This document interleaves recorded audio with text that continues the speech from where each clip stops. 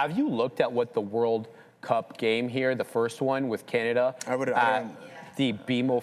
I don't want to know. It's 6,500 just to get in the door. That's the actual price. That's not secondary market. Yeah. So there's obviously like this, you know, inflationary push for these event experiences, and I don't think it's really Live Nation's fault. Right? I don't think it's Ticketmaster's fault. I think that basically the market is becoming super exuberant and people are making a business out of this, right? Yeah. They're buying them at face value, which is super cheap, and they're going to off the market. I think that that's really where you need to address it, the off-market sales. Yeah, I agree with you. Secondary Because market. didn't in the UK, didn't they say, hey, we can't sell tickets anymore above face value?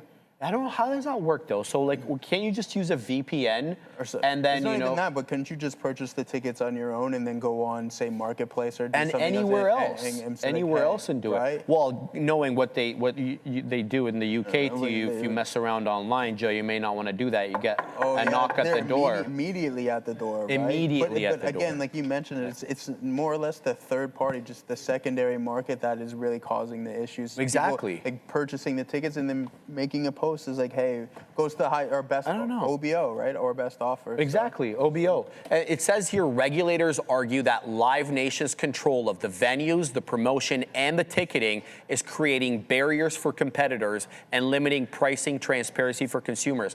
Okay, so explain the FIFA problem. You see what I'm saying? Like, where the hell is that come into play here? I think it's a general, you know, market demand thing that's really causing the anomaly here. Yeah, I don't think it's just one. But do you feel it's an anomaly? I feel like this is going to be a continuous thing until you run into some form. Like, I mean, we're talking about a strapped consumer. Like, well, people are paying $6,500. Clearly, they're still paying. Right? Clearly, they're still paying. I was looking at Tame Impala to see what I could get for the tickets off market, and it's like triple what I paid for them, man. Exactly, man. Triple what I paid. And Obie made a good point too. It's just algos just getting in the queue and then just buying as many as they possibly can right out of the gate, and then that's how you have something that can. It's a high margin business. I told you what happened to my buddy in the Jays game, right? Like he got. There's just so many ways around this year now. So. All right, we are a couple of minutes over time, so we gave back the boys what they gave us in the morning. And we're gonna go up to Adara. She's got news at the big desk.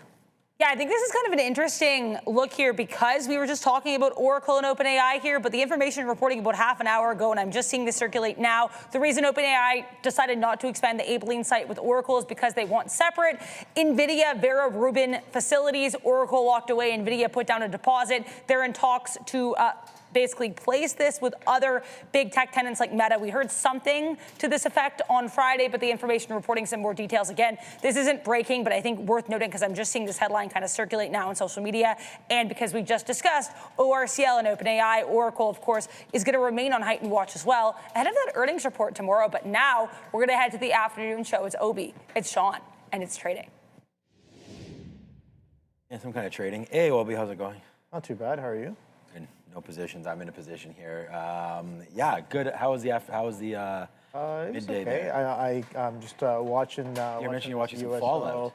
And I was watching some Fallout. Yeah. How was that? I'm on the second season. I actually started it like I think a couple of weeks ago. It's pretty good. Yeah, you were mentioning. I think we're going to get onto that. That's an Amazon show. Yeah, I haven't really played any of the games. Unfortunately, I've heard really good things about them, but the show is absolutely solid. Okay, good. Yeah, I've never played the game. I was always like, oh, I don't want to watch because I haven't played the game, but I don't know if that matters. That's what I was saying initially, and then I was told like you don't need to play. There was another Amazon show that was video game based. You're The Last of Us. Last of Us. I haven't seen that one because I haven't finished the game. I'm like halfway through the game, so there you go. I haven't really. Games, but Grand Theft Auto's coming out. Yeah, the movie or the game? Take Two. Is there going to be a movie? That would be wild. Probably already is very similar movies out. To what Grand Theft Auto may be. GTA 6 has been coming out for a long time. Miami, I guess. Yeah, I know. November is what we're thinking about. Take Two Interactive. Welcome, everybody. Yeah, welcome to the after show here, the afternoon show, I guess. It's 2 p.m. right now. No major earnings or anything today. We'll double check the earnings board with Adara later.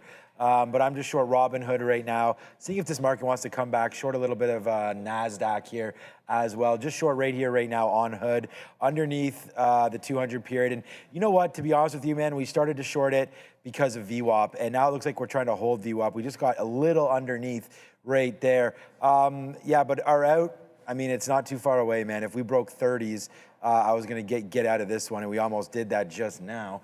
So short Palantir here, short Robinhood, just underneath, you know, this is maybe not a great, I got to really convince myself that I like this. I mean, if the futures fall down, I know Robinhood will go, but we're not even down that much anymore. So I'm not in love. I really did like this one at VWAP there, and just a little slow right now on the market, not much going on. So I was going to wait to see if this name wanted to fall back in if the futures go. If they don't, that's why we have a pretty quick stop right now. So we'll lose 30 cents on this one. And then we've just sort of been given a little bit back here on Palantir. We were long. And then we tried again right here long at 154. Once we dropped it, that was it. And then we went short. Was able to get out pretty good on some of these moves into 154, back down to 153.50. So there was a little bit there. Then our last trade, short 154, was stopped out. And then I said, you know what, I might as well give it just a little bit more room, like up into the 50s here. So that's what the short we have on right now. So short Robinhood, short Palantir. But honestly, man, I thought, you know, the way this market is, and we started the day, Obie, and we had mentioned how sort of wild the opens have been for some of these names. And it was true for the futures, where we made a move up, then back down. And then we kind of just did this. And now we're starting to go high side. The only thing is that other than Friday, there was the move up around, sorry, this is the wrong chart. I want to just quickly look to see what we've did on Friday, just so I can show you guys right here. You know, the last basically hour or so on Friday, we had to move down, right? The last hour or so on Thursday, we had to move up pretty big. Then on, that's Friday. Then on Wednesday, we started to drift down a little bit as well. So we're just gonna wait to see what these futures wanna do right now at this level. All right, like this is a decent area here. I could see us sort of fading a little bit back in. I don't think VWAP will be in play. This move already happened in the middle of the day. So that's the one that you would have liked to catch, that sort of that backside move on the futures, finally sort of breaking that 50 period right into there. You know, respected it since we broke early, broke the trend right about there, and a nice move down. Let's just see if there is some sort of continuation. We're getting a little bit now, but we need to get a little lower. So I'm just holding on to this, thinking about what happens. At the end of the day on Friday, we had that Oracle news. Let's see if we do tip down just a little bit. And here we go a little here. I do want to get out of some Palantir around 154 flat. So we'll see if we can get some prints there. And then after that, man, lower. And maybe this 50 period moving average comes into play. But the market's got to go down if we're going to make any money on these shorts. So patience for now. I mean, something that is definitely coming down right now is USO. Once again, another leg to the downside here. 114s. I was watching this 113.5, but it's just, there's no relief in terms of the selling that's been happening here. 113s all the way down to 111s. Maybe we catch a bit of a bid here right now, but this thing, I mentioned it before, and I'm going to say it again, absolutely beautiful kind of a trading vehicle here. That initial pop in the morning was great. I was watching it here, so during I guess the midday, couple trades that I definitely missed was this 119. I was kind of watching it and I was like, okay, this is about to come in. Hesitated for a little bit and it was down into 118s, 117s already, almost $2 down. And then you can see here, lower highs and lower lows, currently printing fresh lows on the day here on USO. The market itself kind of just chopping around this 24,600. Yeah, the reversion was absolutely solid when it did come in. The first, I guess the first red candle here on the 15-minute doesn't really give us any sort of strong selling. That was around 11:30.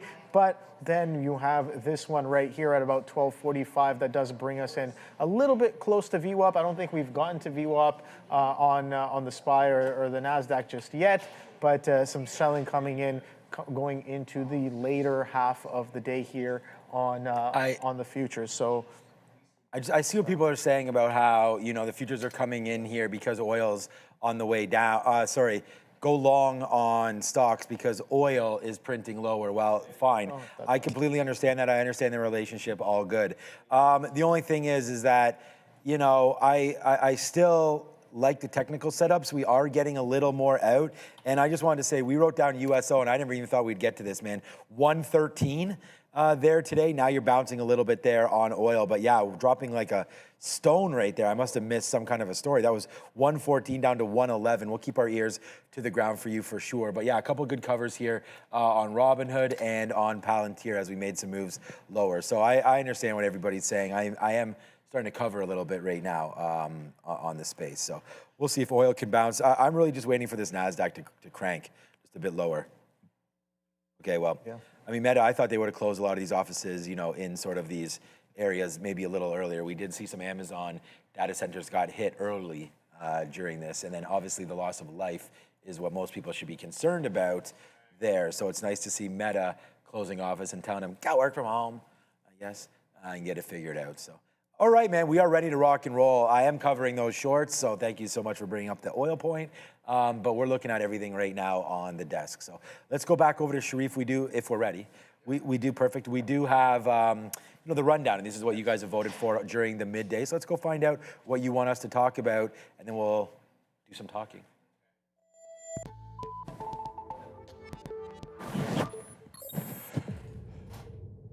Welcome, everyone, to the Afternoon Rundown, the show where you decide what we talk about every afternoon. CNI, we're locked and loaded. The big boys, Obie and Sean, they're locked and loaded, and they're ready to look at the tickers as decided by you. But the only way to get your tickers on the midday show, or sorry, in the Afternoon Rundown, is to get into the chat and vote for your favorite tickers every day. But you got to throw in that $sign. See ya. We got to tell them every time. Otherwise, it doesn't register, right?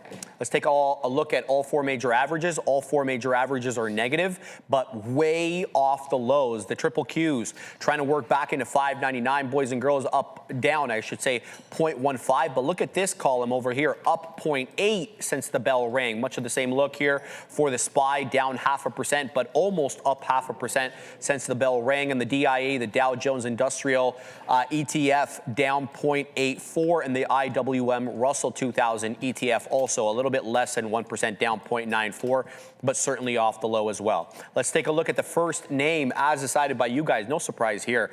HIMS, HIMS, up 41.25. It's not at the high, Sia, but that's a big move up after this one's been decimated for a period of months. What's a look? Yeah, just a couple analyst ratings. Wall Street sentiments are mixed over here for HIMS and HERS. Average analyst rating is hold, and at a 23.40 average price target, but recent analyst upgrades also, some of them are B of A has downgraded to neutral, and Morgan Stanley has maintained at equal weight, and Lear Inc. Partners at market perform. All right, guys, so interesting look there from the rating agencies today. Of course, we had the headline that them and Novo Nordisk would actually be doing a business tie-up rather than suing each other for patent infringement. The market liked that, guys, up 41 and change. Yeah, no, it's, I mean, we're just talking about how it's holding pretty well on the day. Again, one of my top ideas coming in, we did define some levels here in the pre-market session, and it's been holding some of these lows. You can see here, 21, a bit of a double bottom here on 21, attempted to push 21, day low coming in at 20.98. And a couple of tests of that area still holding. But on the other end, I did mention that this anchored VWAP right here, you can see how nicely that's been holding as well on the upside. There's whether you want to call it a held offer or just some resistance here, every time it gets up into this anchored VWAP, you can see that sellers do step in. But here's the thing. You can see those sellers have been getting a little weaker and weaker. Every test brings us back a little bit higher. We've been making higher lows in what I think Sharif would like to call a flat top break, or a flag that's following, a bit of a flat top happening here at 22 halves. So I do have this on watch, maybe looking for a strong push. Very good news, I guess, in terms of what was happening with them and Novo. Novo finally being like, all right, fine, we'll sell on your platform there. But this could be another case of that leg consolidation, which we're seeing today, and another leg maybe tomorrow. So a day two play potential for HIMS for sure. I'm going to be continuing. I'm going to continue watching this one here. If we can crack that 22.5 going into the later end of the day, I do like the fact that we've been holding some level of support here on 21s and stepping up into this anchored VWAP. VWAP itself is now coming in as well, pretty closely to that anchored, as it was slightly extended off of it coming in off of the open. But we'll see how it kind of pans out. Yeah, I mean, what about us as Novo Nordisk? Yeah, I mean, not really much. Novo here today, obviously up a little bit, 1.7%. You gotta like that, considering how the market's trading today. We can look at Eli Lilly and just to get a quick little look. But at VWAP, that was a pretty tough trade early. I mean, it started to tick down once we finally took down sort of that 200 period and started to get the lines going the right way. Then we had a nice move up into $40 again for Novo Nordisk. But this name continues to get hit, right? I don't think you really want to go long, but this is getting ready for a potential break right into here of $40. So you got a lot of garbage down here. Novo Nordisk maybe starts to pop upside. I mean, there are more products in more hands, I think is a win, right? And so I like this opportunity also for Novo Nordisk here today. Eli Lilly, of course, is the big dog. We'll see what they're doing. Nope. Let's go switch over Eli Lilly. Over chart. All right, so both names are up. I just wanted to see if it was maybe a sector-related thing, but yeah, this looks like pretty good too, man. Right here, 992, good little dip buy zone areas. I mean, you have to be up $6 from here to get to that level, but 992, 993, something like that for Eli Lilly. But yeah, I don't mind the Novo Nordisk look on the upside right there, moving forward, right? More people with their hands on weight loss, GLP drugs through HIMS and hers. I mean, it's a great opportunity to grab it. We have stuff like that here, but I think that's like the telehealth and ordering and all that kind of stuff. So yeah, I think it's a win here for Novo Nordisk and HIMS and hers. They can come together, which it seems like they've done that. So I was actually really strange looking at that stock because I thought it would have been more of a mover than it was, other than the first 10 or 15 minutes. So interesting look there for Novo Nordisk. Palantir goes up, Palantir goes down, Hood goes up, Hood goes down. Not much happening on my positions right now. So let's go back. You're done with HIMS and hers? Yeah. No. All right, let's go back over to the desk and figure out what stock 2 is. Okay, that's crazy. You got to stay alive, though. You got to stay alive. No, I won't. All right, Tesla's next, guys. A couple of headlines on Tesla, then CEO will give you another one here. Semiconductor shortages, guys. We heard China could consider export controls on Nexperia chip subsidies. That threatening auto production as well. Very reliant on that. Separately, we had...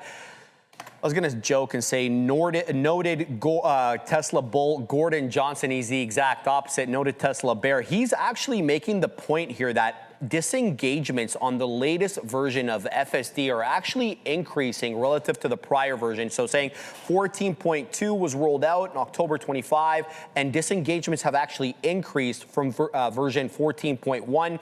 I don't know if the veracity of his data is right, but that is what he's reporting vis-a-vis an expo. So you have another headline about somebody leaving the company. Yeah, so longtime engineering veteran Thomas Dimitrik, who's a director who played the foundational role in building the company's OTA infrastructure and also the newly launched robotaxi ride-hailing service. He officially announced his departure from Tesla as of today, and he's left the company after 11 impressive years. His team built the software infrastructure for Tesla's robotaxi, and comments from him, he described the work as creating a ride-hailing capability and bringing it to the world in a way that has never been seen before. Never been seen before, guys. Tesla down 1 1/3. Oh, no wonder why everybody wants me to get FSD, man. All these disengagements. I'm going to be driving off the road over here. Yeah, no, I mean, I really think that I need to go back to looking at Tesla as like a top traded stock for me. Like this move happens, like there's big moves happening all the time. And then I look over at the chat and they're like, Tesla, Tesla. And it's like, boom, like nice move back up there to the upside. Okay, still down. I'm short the market here. It looks like we're starting to blow higher here. So this is going to be a problem for these shorts. But you guys already know, we've talked about where my stop out is for all these trades. So hopefully, okay, here goes Palantir. Where's my stop for Palantir? It's gets out. Both stocks, okay, both stocks right now stopped out. Robinhood right there at the highs, it looks like. And Palantir, fine by me, man, right into here as well. Stop out for Palantir. We could wait for VWAP 155, but maybe the market is turning around. Is USO trying to turn around as well right now? No, not really. See what I mean? Market goes up, oil goes up. So it just goes to show you that that sort of relationship there between market and not might be slightly different than what we're thinking here. Okay. President Trump. Oh, talking about U.S. demands again, all that kind of stuff. Okay, that's fun. All right, Tesla. Tesla. Just a quick look. I like the levels we're at here for Tesla, so I don't think there's any discussion there. These dip buy opportunities seem to be available. The only thing is, man, we're getting a lot low. Like every day, we seem to be getting lower, and some of those lows just continue to get going there. And even if we zoom in just a little bit more on this, you know, you're gonna see like this was the low, then we got that low, then we're starting to, you know, tick a little lower. Meanwhile, the highs kind of remain at the same spot here. So 420 seems to be a high, and this is getting lower, man. You're sitting right now on the 200 period moving average. Dangerous time here for Tesla shareholders, I think. Looks like we're about to lose that bid. I still really like the stock, but honestly, man, I don't know. Like Starlink should be moments away, potentially SpaceX, all that. So I just wonder if traders are maybe selling off some Tesla shares before all the hoopla.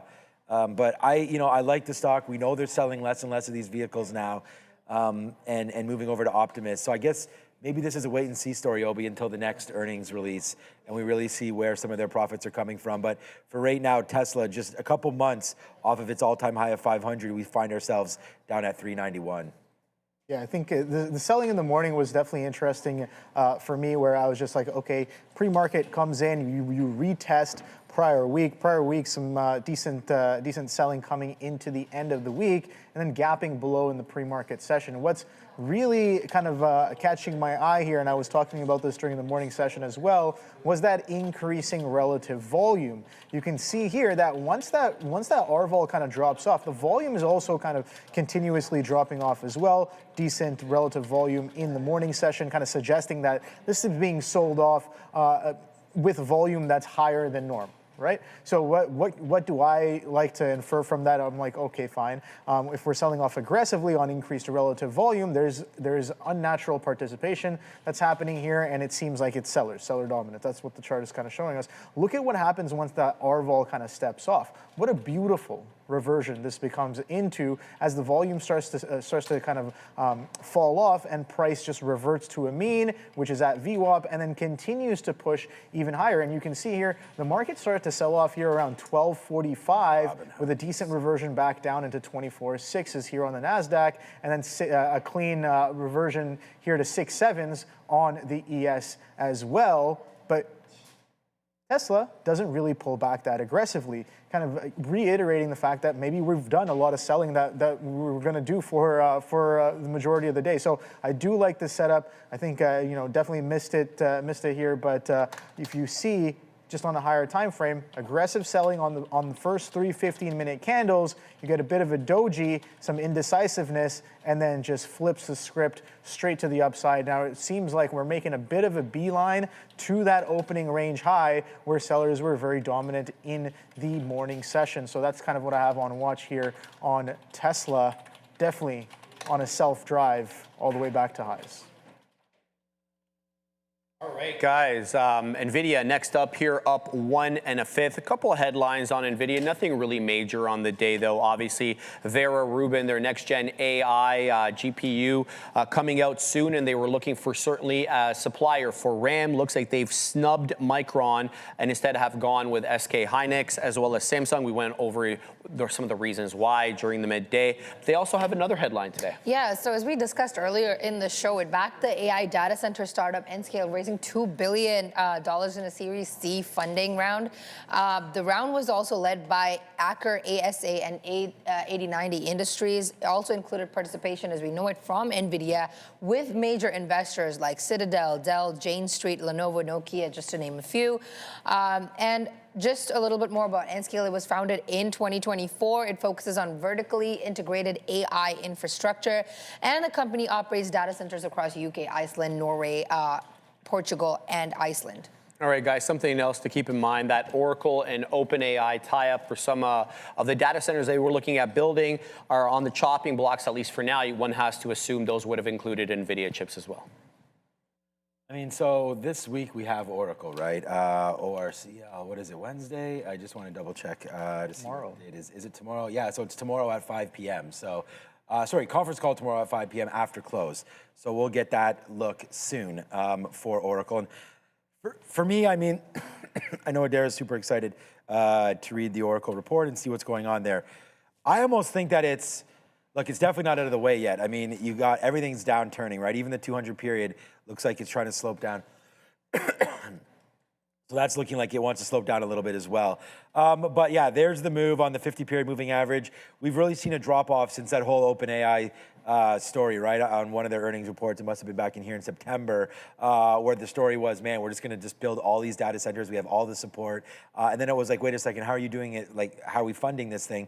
It's like, oh yeah, we got to go to market for that. And we got to raise $100 billion and all these kind of, balance sheet, really affecting this play down here for Oracle, as they don't have the cash and they got to go out, find that, and they're taking a hit on the balance sheet. And who knows what kind of profits will even come from all of these data centers. So Oracle's down about like 60% or something from its top. That's 340 down to 140.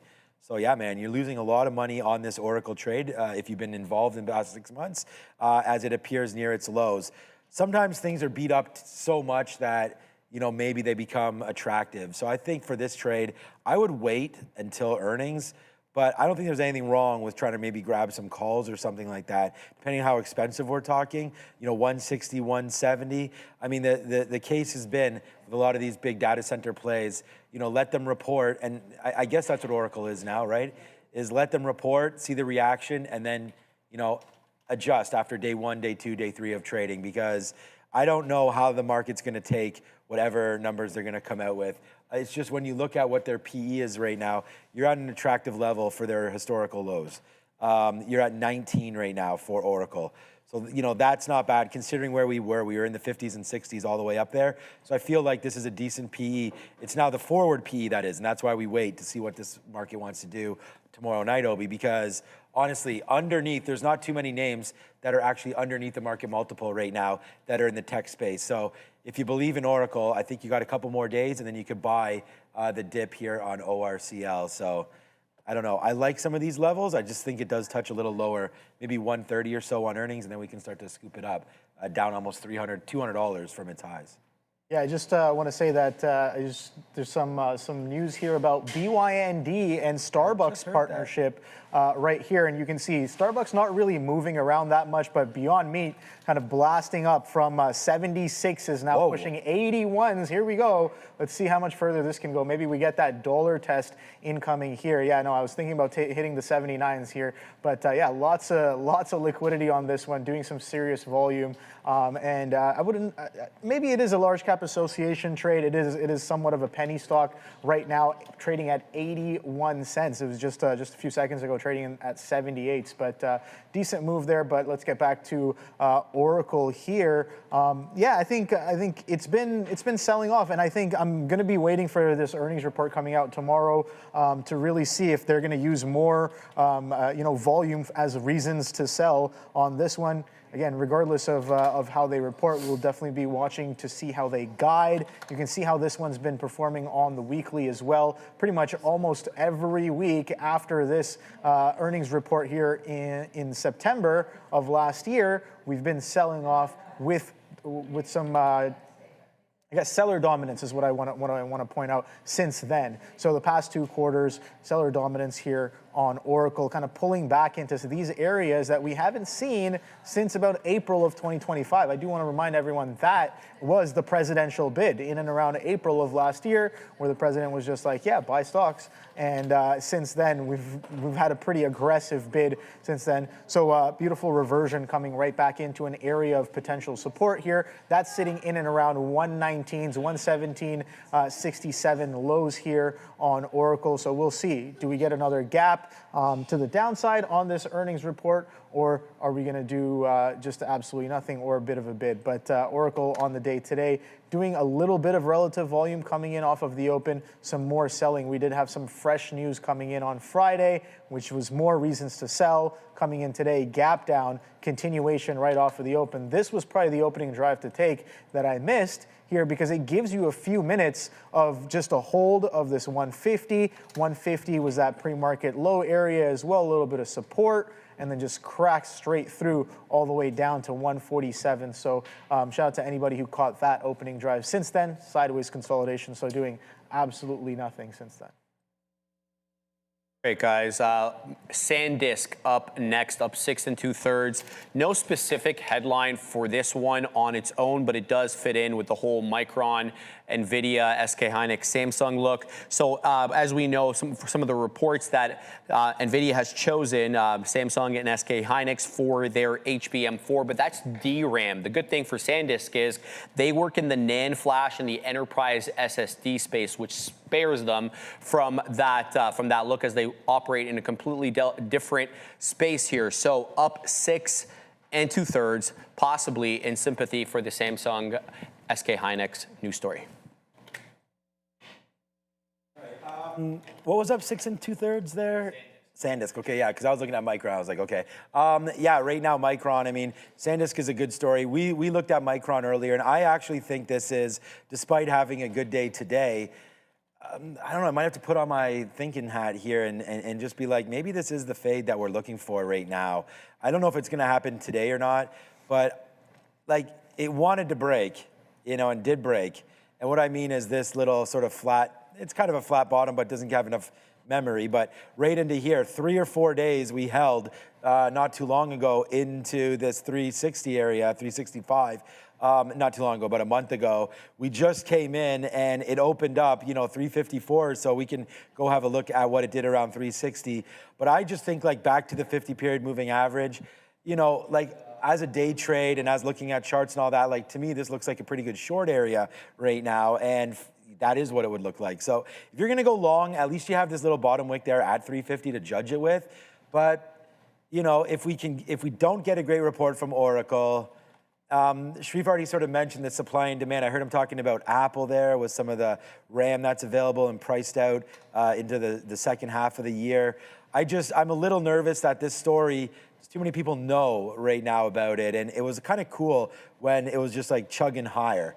You could see silver running into a little bit of problem near the top side. And I just wonder if Micron's going to do something similar. I think you're actually fine in the short until you break like above this 4. I mean, obviously this 430 would be the top, but even into here, like we tried to get going into 415 and didn't break it. So I kind of like Micron for a longer term trade, like longer time frame. Maybe we'll check this back in a month, but looks like it's going to break higher. And when you And when you have a stock that comes from, even if you go back to September, this was $128. You're at $400 now. There is a lot of room to get back to the downside. Obviously, trading this with options and everything, Obie, is going to be very expensive.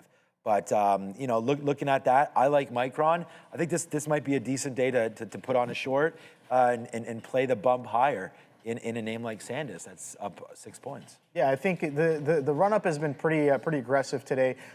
Strong relative volume coming into the pre-market here as well. But bigger picture is what I'm watching this for. And yeah, we talked about how that prior week was pretty aggressively sold, and we're catching a strong bid coming into the beginning of this week as well. So bigger picture, the trend has was a little bit broken last week. I was honestly looking for a continuation coming into today, but not really happening as of right now. So we talked about this in the morning session, where I'm just like, okay, well, what are the different iterations here? Are we going to catch a bid? This is also that 500 area as well. I think it definitely worth watching for a little bit of a bid, but we'll see if it continues to push back up into prior week's range. If it can kind of overcome that, then yeah, I think the trend is still within, it's still holding. But as of today, very strong bid coming into some resistance levels from prior week as well. You can see here, Thursday, strong selling, couldn't really get above 570. And then the next day as well on Friday, couldn't really get above 570. Today, maybe a little bit of resistance at that 570, because 572.64 is that day high. So nothing really I'm seeing changing in terms of where some of those resistance levels have held. But this could change going into the end of the day, going into the end of the week as well. But shout out to anybody who kind of saw some of this move. The pre-market high breakout, that was clean as well. 550 push, even cleaner. You can see here on the 15-minute, very clean, and continuing to hold higher levels here above 560. So decent look but I'm more concerned about it on the bigger picture, as because it is very overextended. Yep. The question becomes: are these names slowing down? Right. And if they are, do you want to participate in a little bit of the backside? All right, guys, USO, final one here, still up 4% on the day, but when we look at where this opened up at 4 a.m. bright and early this morning, the high 125.85, we are over 9.5% off those highs as we drop down here on oil. 110 low that we just put in, 124.07 technical high on USO, but as I mentioned in the pre-market, we were up to that 125.85. What's the look, Sia? So as we know it, crude oil has surged sharply today. WTI has jumped around 12% to 102.28 per barrel. But this exchange traded fund basically is now outperforming the commodity itself, and Wall Street Journal has been tracking this, and they just reported on this, and it's gained about 23% over the past 12 months. As we know it, the supply concerns have intensified in major Middle Eastern producers, as we spoke about it earlier in the show. It's partly due to the risks around the Strait of Hormuz, and because it carries roughly 20% of the global oil consumption. And so there's just a report on the certain countries, like Iraq's production has collapsed roughly by 70%, has dropped from 4.3 million barrels per day to 1.3 million barrels per day now. And Kuwait has announced precautionary production cuts. UAE has said that it is carefully managing offshore production levels. And just that tanker traffic is slowly decreasing because shipping companies are avoiding the strait, which is obviously affecting oil and the that's the price, yeah. That's all for today. President Trump making some comments, guys. It's not exactly contemporaneous, but he told aides he would support the killing of Iran's new supreme leader if he refuses U.S. demands, such as ending Iran's nuclear program, according to current and former U.S. aides. I believe there is a scheduled press conference for President Trump at around 5:30, and he's going to provide an update on Iran and take questions, but that'll be outside regular trading hours. Oil still up 4%. Oil got, thanks, Sharif, there. We'll get an update, I guess, after market. So that's okay, after our market anyways, as you had mentioned, oil going all the time. This is looking like a good little level there. We had talked about 113 and thinking if that came in on the note that would be a decent price. But you could see right here, oil downside pretty much all day. We had a good little open, though, I guess. And then as soon as 10 o'clock hit, we'd sort of double touched around 120, 123 and change. And then you fell all the way into, of course, your 200 period moving average right about that 111 and change. So looks like USO does have a story to tell here today. And Obie, I have not been involved in it. I don't know if you've seen it, if you've traded it around there. That's a 5-minute chart for USO. Looked like a good bounce spot there around 110, 111, according to my sort of levels there. But yeah, what are you thinking here about United States Oil Fund and what crude is doing? I mean, hold on, before I go over to you, let's just check out crude by itself right now without looking at USO. So here's the look right here. Got as high as 104 and change, right about that 10 o'clock area that we mentioned. That double touched from the pre-market. Now you're all the way back down in here and just absorbing the 200 period and maybe looking a little bit lower as hopefully, I don't know. I mean, as Sharif said, we're going to get an update on what everything's going on, but hopefully we can, calmer heads can prevail here and we can get a downside push in oil as we retrace downside a little bit. I think that'd be great for the consumer.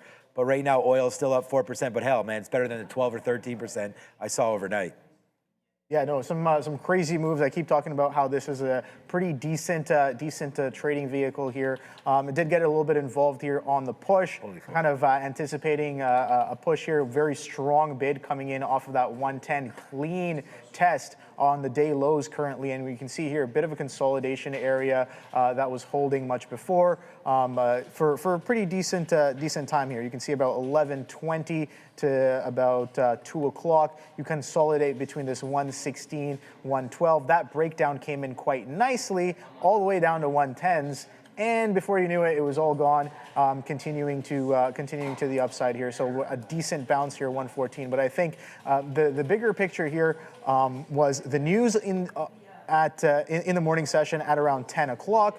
you see that aggressive push. The short since then, all the way down to 110s, has been absolutely beautiful, to say the least. I think I was watching it at 119s. You can see the crack of this kind of consolidation low right here, 118s and some change, 118.80s, straight down, and then through the day low as well, 116.20s opening range low. That was pretty good. Consolidated, held that opening range low or morning session low as well for another leg down into 110s. Now that's about a $14 move from the high to the low as of right now. So I'm going to say it again, absolutely beautiful trading vehicle if you are getting in on the right side of the moves. I did get involved right here, a bit of a chase. I'm not gonna deny that, a bit of a chase on this push, because I'm like, okay, is that a little bit capitulatory? Doesn't really have the volume to say so here, but I do like the push, maybe an attempt back into this 115, maybe back towards some of these opening range lows to see if that resistance still holds, the resistance that was holding for about a few hours there on USO. Again, going to continue watching this name, until things definitely cool off, because you can see how it's acting on these intraday catalysts, right? Catching maybe potentially a lot of people offside. I came in with the idea of, wanting to short oil, and I'm like, okay, well, that move already happened during the overnight session, even in the pre-market session here, but sellers stayed persistent here underneath this 124 level, even with that aggressive bid that took us all the way up there. But it's important to also be watching crude oil futures, because that's kind of what this name trades off of. It's important to watch the underlying asset is all I'm trying to say. Here we go, back up into 114s. I'm curious to know whether or not we get to VWAP, which is all the way at 117s on USO. Yeah, I was actually thinking about the short around that 15 area, but I know that's where you targeted as some actionable plays. So let's see if it gets back up there. That'd be a great trade, obviously, if it gets to that and 70, 80 cents in the money. But you were holding that $1 against you. You have to understand the volatility, as you clearly do. Exactly. So that's the one thing I would tell everybody, not every trade is built the same. And if you ever want to ask us where our stops are or anything like that, please put them in the chat, and we have no problem explaining Wagwan with that. All right, so, Tesla's trying to break higher here. I was actually thinking about, hey, what if I'm not sure what the market wants to do, but I was thinking about what if we faded back through this 392 area. I'm actually going to cancel that right there. My Palantir short, obviously it's at 155 now, so we're out of that one as that came and went. I was just looking at some of these highs that Tesla made earlier on in the day. Are we going to go, that wouldn't put us positive, but you're right back to where we were at the start.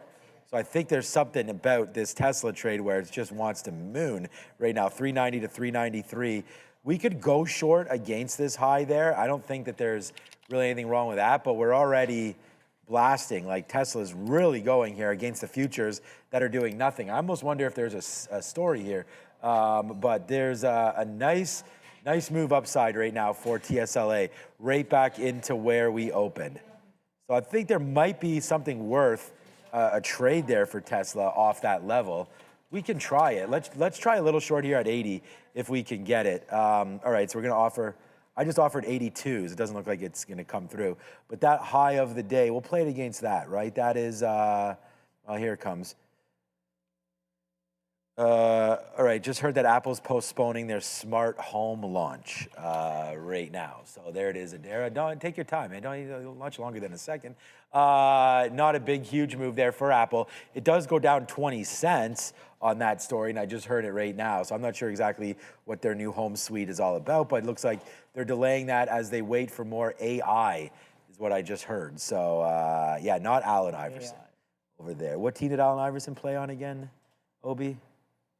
You say Philadelphia 76ers? Yeah. Then you're correct. That's what I said. So great job there, Obie, on that one. So yeah, but anyways, they're not waiting on that. They're not waiting on that AI. They're smart home display launch now postponed as they wait on AI.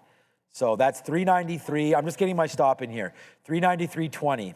All right, that's the high, is 393 flats. We'll go to 393.20, give this thing a little bit of space. And right now, there's my stop, 393.21s. Offer, enter, let's ride. And let's go over to Adair and find out this story. Yeah, so it's basically as you said here, Sean, Apple reportedly delaying their smart home display launch. They're waiting for new AI features to be put in this product. Now, this was already delayed from an original launch that was said to be a year ago, spring 2025. So they're going to delay this even further. It's going to be later this year once they have these AI features ready. If I do get more details, I'll let you know. But that seems to be the gist of this story. Back to you. So there it is, man. We'll take a little bit out there as we'll go a little bearish on Tesla against that high. So we're already in the money 40 cents. The risk is 40 cents. So we'll take 1-to-1, and we actually took out about 15% there at 1-to-1.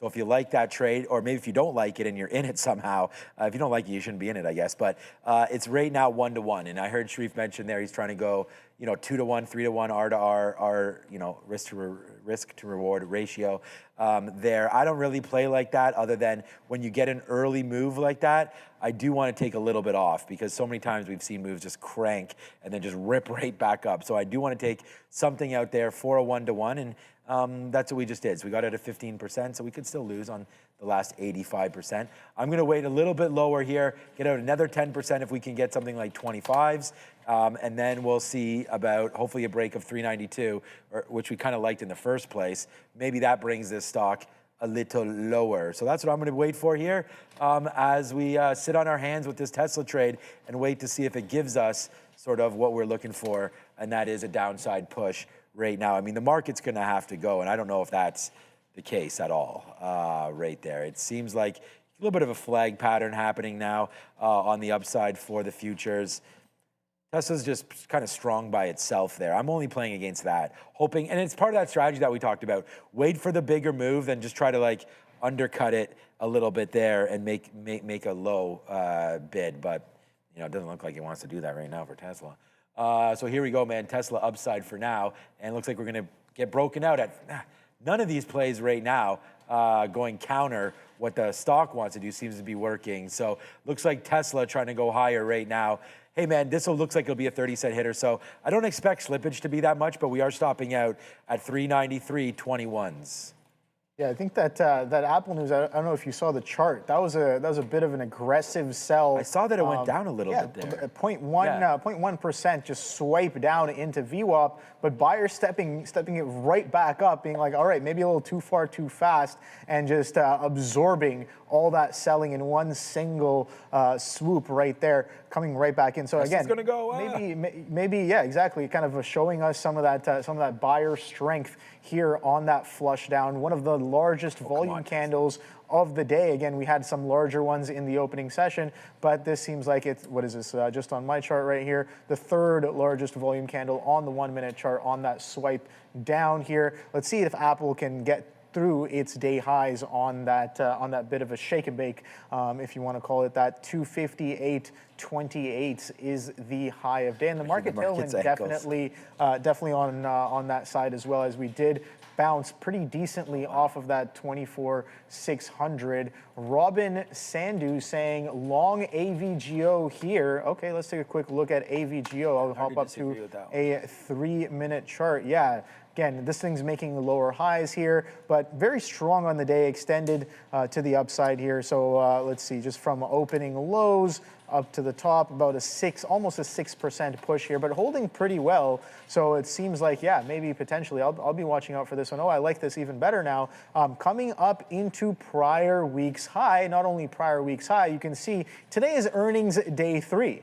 So we did attempt to push that pre-market high from earnings day 1 yesterday, or prior trading day, which was on Friday. And then we attempted to push a little bit higher today as well, but maybe coming into some resistance as we went sideways in this area on Friday, kind of giving us more sideways action here on the day today on Broadcom. BE, be ready, saying Commodity King. Bloom Energy, let's see if this one has any sort of energy today. Wow, okay, so strong selling coming into the day. Wow, look at this. Low a day, double bottom breakdown on Friday. What a clean push. I don't know if this was news driven or anything, but definitely you can see the volume pick up on that low of day plus opening range low, double bottom breakdown coming into the end of the day. Yes, Adara? No news on BE. Okay, so no news. Seems like just a technical push there at coming into the end of the day, and maybe a little too far too fast because it did relative volume in the pre-market session and coming in off of the open, reverting that flush all the way back up within an hour off of the open. So now still stuck in this consolidation that we did for about a few hours here on BE. What else are you guys looking at? Oh, that's a name I haven't heard in a long time. PLBY. I remember trading this as an IPO when it did come out. But yeah, absolutely nothing. Absolutely nothing here. I think barely does any sort of volume. So nothing crazy happening with this one. People calling out SNDK. We already looked at that one. RLMD. I think this one was on one of my scanners this morning. Yeah, that makes sense. There you go. So RLMD, bit of a small cap here. Let's see what the float is on this one. 60 million. Okay, so not that small, but small enough to give us this kind of a move in the pre-market session. This is what brought it onto my scanner this morning. Aggressive move, $5 all the way up to 69%. $8.47 in the morning, and since then kind of holding some of these lows, holding $5-6 here and trending up coming into the last couple of hours of the day. I guess we only have an hour and 10 minutes left here, so good look there on RLMD. Let's see, RDW saying Commodity King. Yeah, this one also was on my watch here. Just came up on a relative volume scanner, and I think Joe also mentioned this as one of the I think upgrades or downgrades potentially here, and it's been holding up quite well on the day as well. So yeah, continue to. We already kind of looked at SNDK there. Other zinc, SNDK is doing well as well. So how's your Palantir doing? Nothing. I just reshorted it. It's we're gonna get into much. We're short now at 40s against just basically all we. Like I sit here and just get frustrated because, like we see levels and we just don't wait for them. And we get too short and we punch out. And we keep going short and keep going short. But eventually we got into this 200 period moving average right here. And we kept on wicking the top. So that was enough for me to have a look again. So 155.50, looks like that's going to be the top there. We're going short on Palantir. We're short at 30s right now. We did get stopped out of our Tesla trade. Of course we did. Like now it's higher.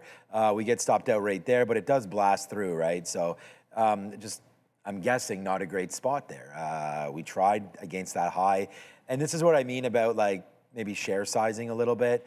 If you're going to be in winners, you got to take losers sometimes. And, unfortunately here, we just was using that high of the day as like our out, and we got stopped out there. So I'm fine with it. It's just letting you guys know like that was the out, and using it a little bit higher than that is sometimes risky. And we've seen levels break, and like right there, that this is 03. So if I zoom in now and we get a little bit of a look at that and where we are, like, breaks there, we get out, we give it 20 cents, and then, the following move happens to the downside. Too bad, but that's the break there. Now you get three red candles, the future's doing nothing, and now Tesla wants to go back downside. So I don't know, maybe some sort of a long happening at your 25 period now for Tesla, but this stock really is humming today, back just in the last hour anyways, from 388.50 all the way to 393.50. So you get a nice $5 move straight up on Tesla. Although the futures are going up, didn't seem as violent as this. Wow, I didn't even realize this actually, Obie. Futures turned green right there. So the S&P 500 red, Nasdaq still green. I'm guessing on the back of all these big players, right? I mean, I don't know if you saw the Google chart recently as well. So strong. Yeah, that's so strong, up 1.5% right there, breaking off the 200 period moving average, and again, like right off the open. So I'm wondering if this is like a pretty good indicator right there. Like if we get a crazy spike kind of at the open, is that just telling us the way that the stock wants to go? I say that tongue in cheek because then I go over to the stock we just looked at, Tesla, and I guess, so Tesla right off the open actually went up. But then if I'm like, okay, so it wants to be strong today, you had a $14 move lower, right? Oh, come on, Tesla. Now you're going to make this move lower on me?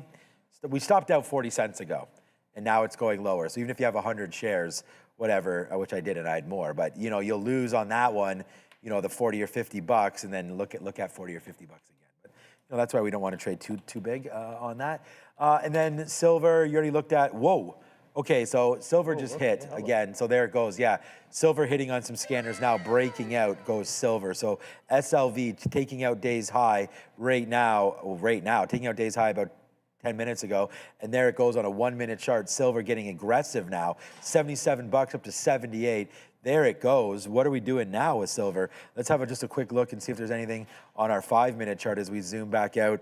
78, 78.50 coming into play. Maybe something there. Definitely holding that 200 period moving average. Looks like a strong long there for SLV. So yeah, good look on that. You're still in USO, so yep. I don't want to cover it, but if there's anything you want to talk about, we can start talking about that. But there goes silver. Nice move to the high side, and we've averaged in a little bit here into Palantir. So we got it into that 55 area. We got a little more short. Let's see if Palantir gives up the ghost. With silver going, I'm not sure what the dollar is doing. We can have a quick look at that, and then you're on oil. So let's see if the market will fall down just a little bit here on the day is what I'm looking for, a little short to come through. Might not be for very long, but hopefully it's at least enough to get us out. Yeah, no, I was looking at this GE Vernova here, people mentioning it in the chat, and I think this one had a bit of an upgrade and something else this morning as well. Added to the S&P 100.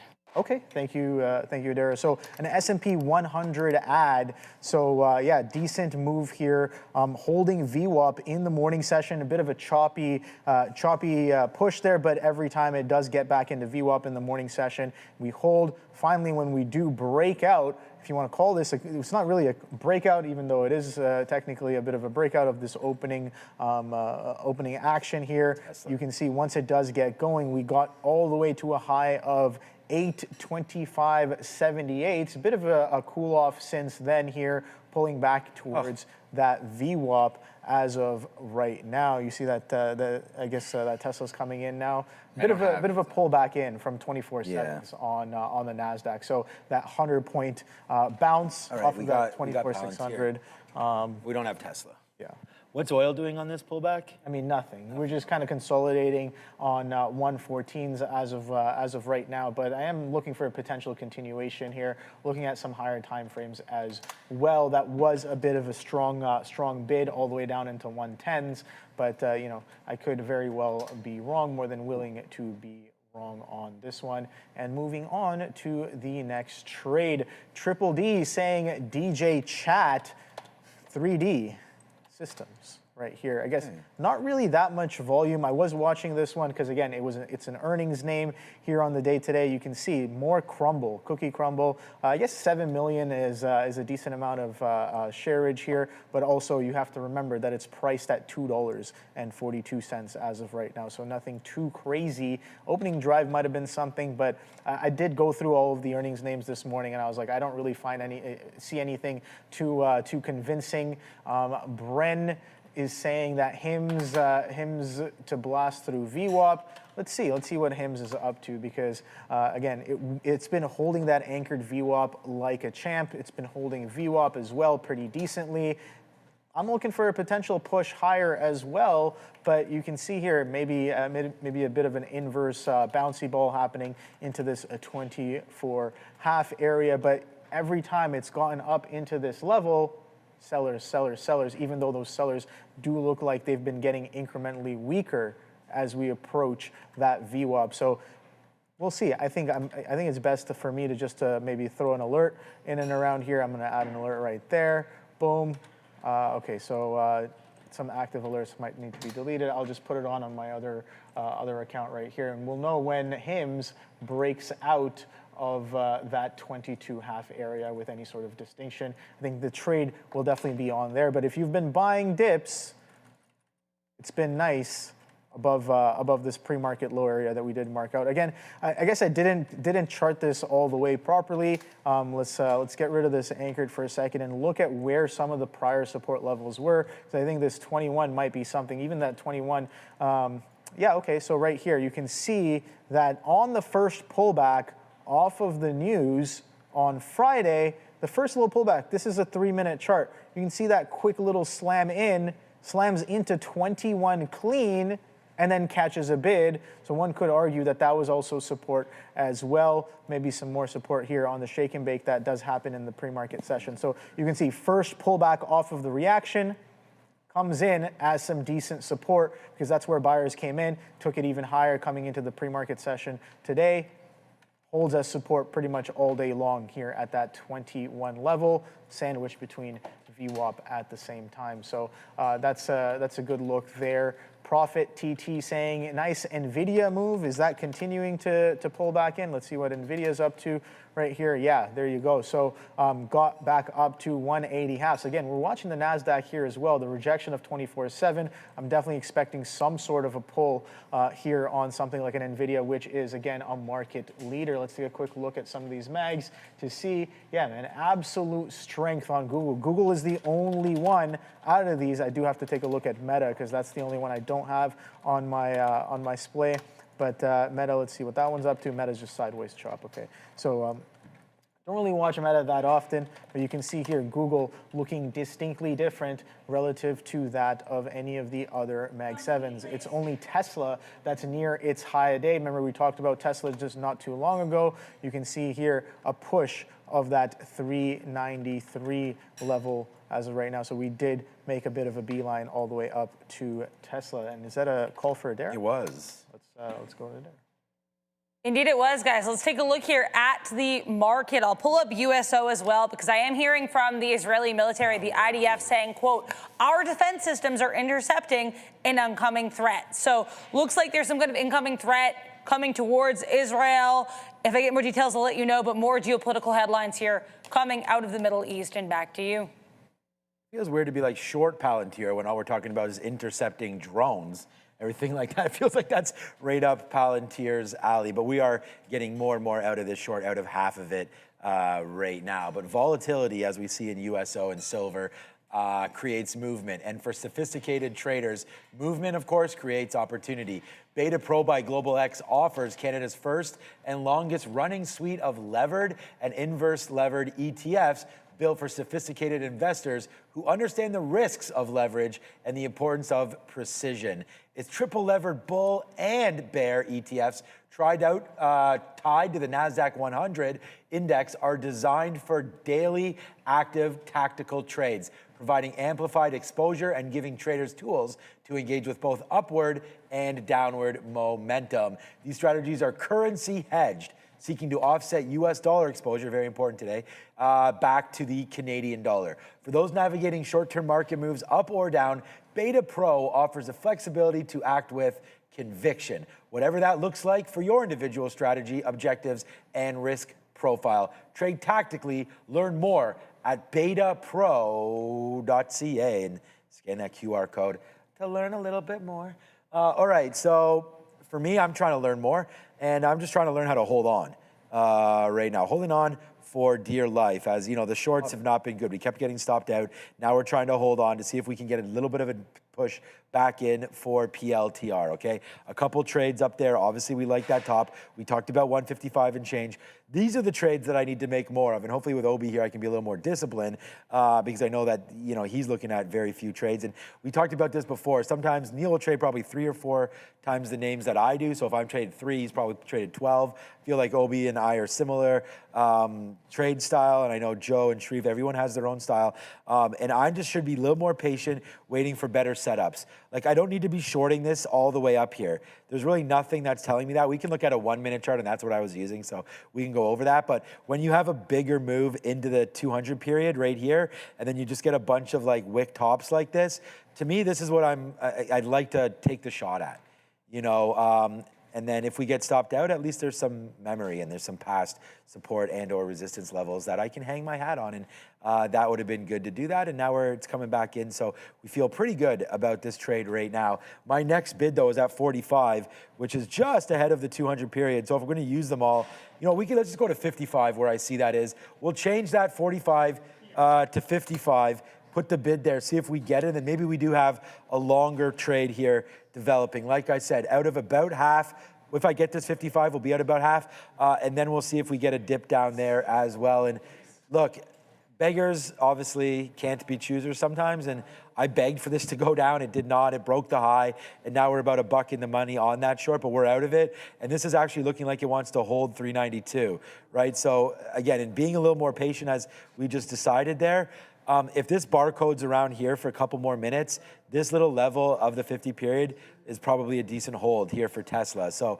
I would say if you guys are still in this short, it didn't stop out where I did, just be careful with 392. It looks like it's trying to have some absorption levels there. Volume not huge, but it definitely doesn't look like it wants to break too much lower. Oh boy, we did get that, Obie. We did get that 55 there. So that was a good trade. So I'm glad we went to 55 and not 45s, and we made an adjustment there based on the level 2 and based on this wick. So hopefully that will make a little bit of sense moving forward, and we can celebrate a longer, time frame win here, as this should drift a little bit lower. But interesting names there. I don't know if that moved any of your oil at all, as you're still in it, as Adara dropped some news about missiles being intercepted over Israel. So, yuck. Yeah, we're always volume, I guess pushing into it. We got up to 14 halves here. So I'm looking for a push for that push of that 15, but you can see, I guess here I'll pull up, you in Tesla? The chart. No, oh, USO, yeah. Okay. Not in Tesla. I just had it up from before here. You can see kind of a swipe back up into this area where we've been kind of ranging here. So I am watching this pretty closely. You can see it did take a little bit off here, but definitely not the whole thing. I want to look to push into more if and when we get back up to 115s here. But again, I'm fighting against a bit of the dominant trend for sure here when it comes to USO seller dominance for majority of the day here. Looking for something that might be a little distinctly different going into the end of the day, but something that's news driven. I do have to be careful. I do have to watch out for any sort of panic or crazy moves right here. Here we go, some aggressive selling, pulling us right back in to some of these levels here, 114. So we'll see if there's any sort of. I want to explain. You're making those trades. I'm lightening up right now. Okay. Because again, news-driven stuff. We just got a bit of a headline, so we'll see. I'm not seeing any volume to really confirm that it's moving on any sort of news, but we'll wait and see for that one. What were you gonna say? I was actually it's only because you had mentioned it there. Yeah, I was gonna say apparently there. I was gonna type in the chat. Apparently random there, Adara in deep. Oh, someone said it looked like you're in deep thought. So I was going to say that you're always reading stuff. I'm always reading stuff. I'm always working on infographics. I'm preparing for Oracle earnings tomorrow, which will be interesting both personally and professionally for those who know how long I have spent on this company's financial newsletters and releases. So I hope everybody's having a great day. I'm always happy to be here at this desk. And yeah, I like to have every thought that I have, I would like to be a deep one. So shout out to that. Shout out to that. That's what I was going to tell you guys. Like, don't. You can see out of the side here that, or out of the back, everything pretty much that Adara is doing, and she's always looking for those stories. So I can't hide from you guys now. I can't. I'm always here on screen. I like it. So the thing is too is like we have basically similar to like a Bloomberg terminal. We have different news sources there that Adara parses through, and there it is. There's the desk. Here's Obie and I. Obie, I'm waving. There goes Obie. Oh, there you go. There's Adara waving as well. Adara's waving, putting your hands in the air and waving him like you just don't care, which is a good move. There. Okay, what I want to get into quick time, and it doesn't have to be that quick, but here's a list of all of the names that I sort of chart out, right? AMD, and we could sort them alphabetically. It doesn't really matter. A lot of them are big-time names, right? I mean, they're all big ones. The TQs, obviously, you see me trading that the most. Texas Instruments, SPXL, Uber, JP Morgan, Boeing, all the names here, like Robinhood, Silver, Gold. And I just wanted to say I just added USO. So this is going with, by the way, good outs on Palantir. We made $1.20 there. So remember we were saying we were looking for longer term play there on Palantir? Well, we get the 200 period, which for me is the Brendo level. So I just wanted to show, like, I have alerts set. This is an alert. Maybe if I can zoom this back out. An alert ticker here matches with the watch list. So as names approach VWAP, as they approach different indicators that I've sort of set up for myself, they will start. So like right now, DraftKings, we can go have a look at that at 306, hit something. So did Gold, so did BABA, XOM, BABA. And I have them to reset about every 5 minutes or so it doesn't just keep spitting the same names over and over again. But I was just giving a little bit of a look there because now I'm gonna add USO. to this, list, because I hadn't had it on there before. And with oil moving around the way it has been, obviously, a little late to this party. I should have had USO on here a long time ago, but I'm just letting you know I'm adding it today, right now. So we'll get some more looks, because for the first time in a long time, we actually had oil, for myself anyways, on the sticky note today. So it's been a minute since we had that on there. So I want to make sure that we have oil, silver, gold, all those kind of things. And I think I know you do this as well, Obie, and that is that every day you come in and there's different tickers you're looking at. Yep. And if you keep adding them to your screener, eventually you're gonna have to start taking some off, because some names, they're just not as hot anymore for a minute. But like on that Beyond Meat might be a trade breaking through $1. So you want to keep updating some of your watch lists as you go through, and then maybe double back and check them every week, 2 weeks. Get rid of names that don't interest you anymore, but keep putting on names that are there, that are trading. Because like I could add names like Battle, Endo, TEPT, so that if they're gonna hit levels that you and I appreciate, that's what our scanners are for, then we want that update. Exactly. Because to me, a ticker, and this is gonna sound a little ridiculous, but it's just a name. Yeah. Like I'm looking for setups, and then reasons to hit those tickers. So like, I'm not necessarily just gonna short JP Morgan because it's at the VWAP, right? But if the stories are there short, you like what the sector's doing, then that's gonna give me a reason to look over there. And if I don't have it up on my monitor, then on my watch list, then you simply can't watch it. So that's what I'm gonna be doing. And I think as a busier trader like we are, you always have to be able to look at everything. Yeah. But focus.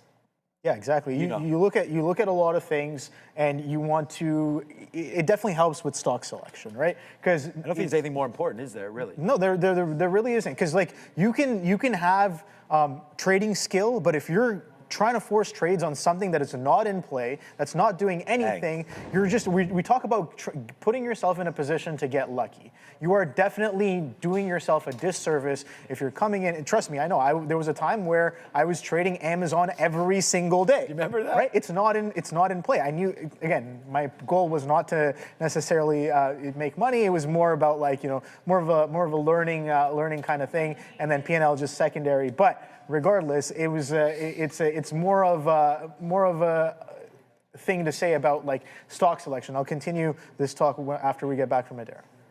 Yeah, I want to say here, I'm just seeing some reports that 3 drones have been intercepted heading towards the Sheba oil field in Saudi Arabia. So it looks like there has been some drones intercepted heading towards an oil field once again in Saudi Arabia. Yeah, shout out to stock selection. I really like this conversation, guys. And I have to shout out the time that I overheard Obie once say, like, oh my gosh, why is Amazon not on the watch list? And I was like, just started doing the watch list. I thought I was failing. And yeah, it turns out there was no story. So make sure that you are trading stocks that have catalysts. Shout out to Obie and that Amazon mentioned. Back to you. For that How did you know that? Well, I didn't know that. We're just talking about talking with traders in the back. Yeah. And I was just like, this is going to 110. I saw like he took the short. And now you're long. 124s. Yeah, exactly. I'm like things might be a little different, but I did kind of heavily piece off into here. I was expecting this to go on that push, but don't really have anything that significant left over. But yeah, no. Going back to stock selection, it's about kind of making yourself lucky. And this is what I have here on. Here, I'll take a screenshot of this because I don't want to necessarily show everything, but I'll show what I have here in terms of some of my lists. So this is a screenshot from some of my watch lists on TradingView. You can see here it maxes out at about 500, and over the years I've done exactly what you're talking about. Anything and everything that I think has moved, anything that has had momentum, I've added to a list. Over time, I have some lists. And wow. So it's just like, so you guys asked me, how did I find that BW? How did I find this? These are just a fraction of the stocks that I watch. Those up. That's 500 symbols? Yeah, exactly. So what I'll do, you guys know here, I'll well, do you have the same symbol doubled up? No. No, okay. No. So they're all pretty unique. And so what I'll do here is, here, you know what, I can show you on this. Let me just delete some of this stuff. Here, it's proprietary. It's proprietary stuff. That's okay. Yeah, take your time. So whenever you're ready. So like right here, so I'll have a multi-time frame display. This is kind of how I'm watching HIMS here as well. So how do I go through those scans to figure out what I'm trading? So right here on the bottom right, maybe I'll have a monthly. Not maybe. I definitely will have a monthly. I'll have a weekly here. I'll have a daily here. I'll have a 3-hour right here. I'll have a 15-minute and a 3-minute. So going through some of those lists. I can just, tap up or down, and you can see here. Hold on, let's go to U.S. stocks here real quick. Boom, boom. We'll just go to a red list right here. So my red list, I can sort it doing whatever. Now these are some names you probably haven't heard in a long time, but you can see here I can just go tap through them, and what I'm looking for is anything that's going to scream out at me right away. Scream out at me right away. What looks distinctly different? Boom, boom, boom, boom. If you do, there was a time where this would take me a few hours to go through all of them, and I got to the point where I can go through about 2,000 stocks within about 30 to 40 minutes, just looking for anything. Like, what is the thing that screams at me the most? Right. And then I'll make that sub list, and then I'll go through those again. What is the first chart that you look at for the screaming? The Dow Jones. Don't you know it's at 50,000? Okay, yeah, no. No. Is that a joke or? Sean, you haven't seen the Pam Bondi testimony? No. Okay, yeah, you will get that joke, and also how the Nasdaq is smashing record highs if you watch that stream. No, but So I start off with the Dow Jones, and then I'll look at futures. I'll look at Bitcoin. I'll look at Ethereum. Do you look at the 5-minute? What I meant is more like. So I'm looking at all of those. Okay, but so nothing specific. Like for me, my eye goes to the 5-minute first. So I look at the 3-minute. Okay. But because I'm looking for, I guess, what's the reasoning behind looking at all those time frames? I'm looking at a monthly, a weekly, and a daily. I'm looking for daily breakouts or breakdowns. Yeah. I want to be participating in something where I have multiple higher time frame participants that are also looking at it. So it gives me a little bit more if I'm looking for the breakout intraday, right? So, but yeah, the shortest time frame I look at is probably a 3-minute. Okay. And then a 15, and then the hourly and the daily. But that's kind of how stock selection, man. That's why it's just over time. I'm not trying to trade the same thing every single day unless it's doing the same thing every single day. Now, a good example of that was last week. Last week, we know that Nvidia, sorry, not Nvidia. It's so funny because I was gonna say last week I traded Nvidia every day, and it was like one of the top stocks. And then you went right to Nvidia. I know that's not what you meant, but that was kind of funny. Netflix has been breaking out. So we've had that aggressive selling, and then they have the WBD pullback, and it breaks trend on the weekly, aggressive bid right here. So something that it did pretty much almost every day of last week was the opening drive was sold off, and it was reverted. You can see here Friday, Monday, every single day, the opening drive reverted back down. So it's doing the same thing. So I did participate on it for a decent chunk of the week there. Definitely was watching it, looking for that similar move there. Let's take a break and see what's happening now with SIA. Yeah. Thank you so much, Obie. So real quick reminder here, as Sharif mentioned in the afternoon rundown, that the U.S. official has said that President Donald Trump will be speaking post-market at 5:30 p.m. today outside regular trading hours.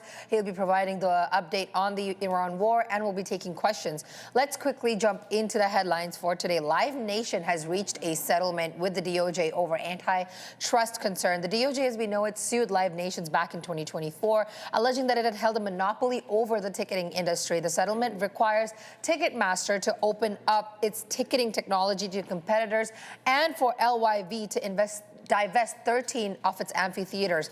And as part of the settlement, Ticketmaster will be offering a third-party ticketing system for other companies like SeatGeek to use its technology, and LYV is currently up 4.43%. Moving on, Anthropic has sued Trump and his administration over the Pentagon blacklist. And just a quick couple points here, that Anthropic filed a lawsuit against the Trump administration because the company was blacklisted and it deemed a threat to the U.S. national security. The company has said in a complaint that these actions are unprecedented and unlawful, and that they are harming Anthropic Impeccably. So moving on to the third headline here I have for today is OpenAI is buying PromptFu, which is a 11-person cybersecurity startup to better safeguard its AI agents. So PromptFu's team will be joining OpenAI and its technology will be integrated into the Frontier platform for its AI agents. CEO Ian Webster of the company has commented that joining OpenAI lets us accelerate this work, building stronger security, safety, and governance capabilities to the team's building real-world AI system. And OpenAI also said that it would continue building PromptFu's popular open source project, which basically lets developers use and test various AI-related prompts and agents and compare the performance of large-scale language models like GPT, Anthropic's Cloud, and Google. I want to let you guys know I'm seeing some more headlines here coming out of the Middle East. IDF, again, that's the Israeli military, saying, quote, we have expanded strikes on military infrastructure in Iran. So expanded strikes here on military infrastructure in Iran as per the IDF. Back to you. Okay, yeah, that just moved. Go ahead, Obie. Yeah, just a strong crack. So I did. Funny enough, I had a stop here. Like I mentioned before, I covered most of it in and around here. Just left a little bit on. My stop was above this 113, and it slaps me down all the way almost at 112s, getting rocked right here for the rest of the shares there. But absolute strength in terms of the sell side coming in on USO on that news. Yeah, I was just like, yeah, there's definitely some sort of news. So thank you for bringing that to us right here. So the market catching a bit of a bid right here, and you can see just teleporting to the downside here. Let's see if that 110 can break. That's the next question I'm asking, Sean. Yeah, the market's gone. We actually did pretty good there, getting some Palantir there, and then it breaks higher right now. Trump telling CBS that war could be over soon right now. So Adair will come with that story, but that's the story that we're hearing. That's the whole headline. I just saw this come through right as you said it there, Sean. Again, CBS reporting that Trump said the war, quote, could be over soon. Okay, I'm going to try to go a little short on oil there. I mean, just in case it's actually something. But you are already in this name. Obviously, we're seeing it move around quite a lot right now.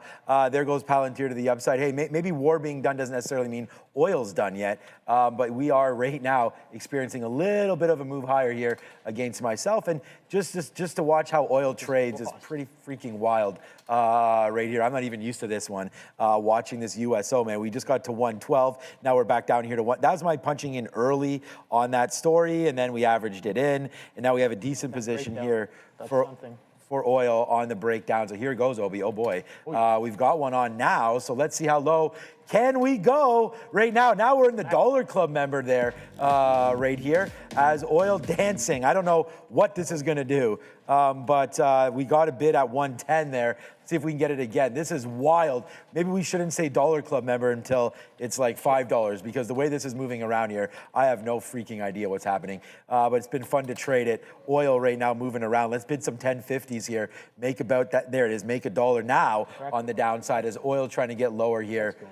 I don't know, you in this as well? Yeah, okay, we're both, of course, that doesn't happen to me often on the show, my guy. But here it goes, 110.05, we'll bid again here. But yeah, let's go short oil. 110's holding pretty decently. Yeah, that's the problem right now. I'm looking for that crack to come in, and it seems like that held up. I just got 110.05. Yeah, 110.01's on the bid here. Let's see, there it goes. Do we crack? We got to Let's effing go, Obie. Let's go. 70s, oh my God, let's go. Let's see if it continues to hold, or do we kind of travel a little bit lower. Yeah, I'm getting fills in. Here, just put your bids wherever you want. Yeah, exactly. Just put your bids down there, and hopefully. Let's go, Obie. Let's go. Let's go. Okay. Breakdown right there. Absolutely beautiful. Double bottom, triple bottom.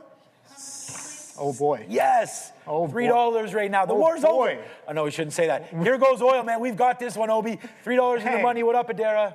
So apparently this happened in a phone interview with CBS. Trump saying basically, quote, I think the war is very complete, pretty much. So those are the actual comments. Again, Trump saying he believes the war is, quote, very complete, pretty much. So if we get more details from this interview, we'll let you know. But either way, that's according to a CBS reporter on X, citing a phone interview with U.S. President Donald J. Trump. Back to you. Oh, boy. All right, yeah, this is a big old boy situation right here. So, I did cover a little bit. My best out is 108 and change. I'm going to put another bid right here, and then let's just watch this thing fall. I don't want to be out too early, Obie, in case there is a complete and utter collapse here on USO. But right now we are going to the downside, and there's the look. We did this on Friday with Oracle. We 1.7 halves coming in. 7 halves next level. We'll see if that 107 half is what you like. Yeah, I mean 1.760s is the low right now. I'm going to bid a 65 bid right now, my guy. I like to work in quarters. Bang! We get that exact price, Obie, right now. All right, let's keep on working on this trade there. Let me know if there's a call for Adair. There might have been one. Okay, let's go back to Adair right now. We're $4 in the money on this oil short. Let's go. More that was said here by President Trump. I'm just going to read the whole post from Weijia Zhang, who is the aforementioned CBS reporter who posted these comments on Trump, citing a phone interview. Trump saying that apparently he told her, or sorry, she's saying that Trump told her that, again, the war will be, quote, very complete, pretty much. They have no Navy, no communications. They've got no Air Force. He also said that the U.S. is, quote, very far ahead of his initial 4 to 5 week estimated time frame. So, again, it's kind of confusing here if the war is pretty much over or if it's ahead of its 4 to 5 week time frame. If I get more details, I'll let you know. But that is actually coming from the source itself, Weijia Zhang of CBS, who, again, said she did a phone interview here with President Trump. Back to you. I mean, I'd like to see a little more sources on this here, but yeah, I don't know, Obie. So I'll have to go double check to see how many shares. Oh, I've lightened up a lot. Yeah, I was going to say, I'm just trying to figure out what percent we have left. Maybe 30, 35% left or so on this trade. Let me put another bid right here. There we go. We get a bid. I'm just putting bid enter and getting them. So exactly, it's printing every price. I don't even know what to do. Like I just put 108.15 or whatever and got it immediately. All right, let's just put a 107.25 and see if we get that. There it is. I'm bidding 107.25s now randomly as we take the quarter fill. But let's see if we get lower. That's the low of the day. Or it's not the low of the day, but the low of this move right now. Or is it the low of the day as well? Yeah, okay. So oil is making that move lower there. We did not get 107.25, but that's enough for me. So we're going to wait to see where this bid goes. But so far, so good here. As we're getting going on oil, my guy. So that's the trading, man. We want to thank everybody for watching us. We're not done yet, of course, as we're trying to just peace off. And I think that that's the most important thing about what you can learn from us, hopefully, is risk management. I mean, the trade is the trade. But, you know, I just looked over there to Obie and was like, I'm assuming you're starting to get like most out. We don't watch each other's trades. So you're out already right there. You can see what I kind of did. So here's my self-talk point of improvement. Self-inflicted wound. I'm calling. So I was in like what less than 80% of that long on here. Swipes down to 112. Kind of telling me that, yeah, there's probably news on this thing coming in, and then I'm watching the tape, and I even turned to you, and I looked, and I was like, yo, this book is crossed. Yep. So for those of you who don't know what that means, is that sometimes what happens in times of crazy volatility is that the bid can actually appear higher than the ask, or the ask can appear lower than the bid. And I was just like, this book is crossed. Things are about to get wild. Is this, if you're using that as a bit of an indicator, and it's making a beeline for that 110. So right here, you can see this is just a 1 minute chart. I should be taking a lot more through that 110, a lot more. Why is that? That's because 110 was that pivot point right here just a little bit earlier on this strong flush. 110 clean was that low, and then you have an intraday catalyst that comes in, and that's giving you some sign as well of aggressive sellers punching into the bid. Everything's going crazy right here. If we can kind of zoom back out. Okay, so I'll just pull this up into here, but you can see everything's going crazy, and this is that 110 level. So I'll pull this in here as well. So that 110 level, when that does crack, you get a flush down to 107. Sure, it's not clean, but in that moment, I'm just watching the rainbow. I'm watching, the tape right here, and majority of what I'm seeing is just yellow and dark red prints, basically meaning that every kind of order being done, majority of the transactions getting done are below the bid or at midpoints. Right? Not a lot of green on the tape. So I'm just like, all right, sellers are very much on. Now, this could go for a second leg here if we continue to crack below this 107. But talk about momentum.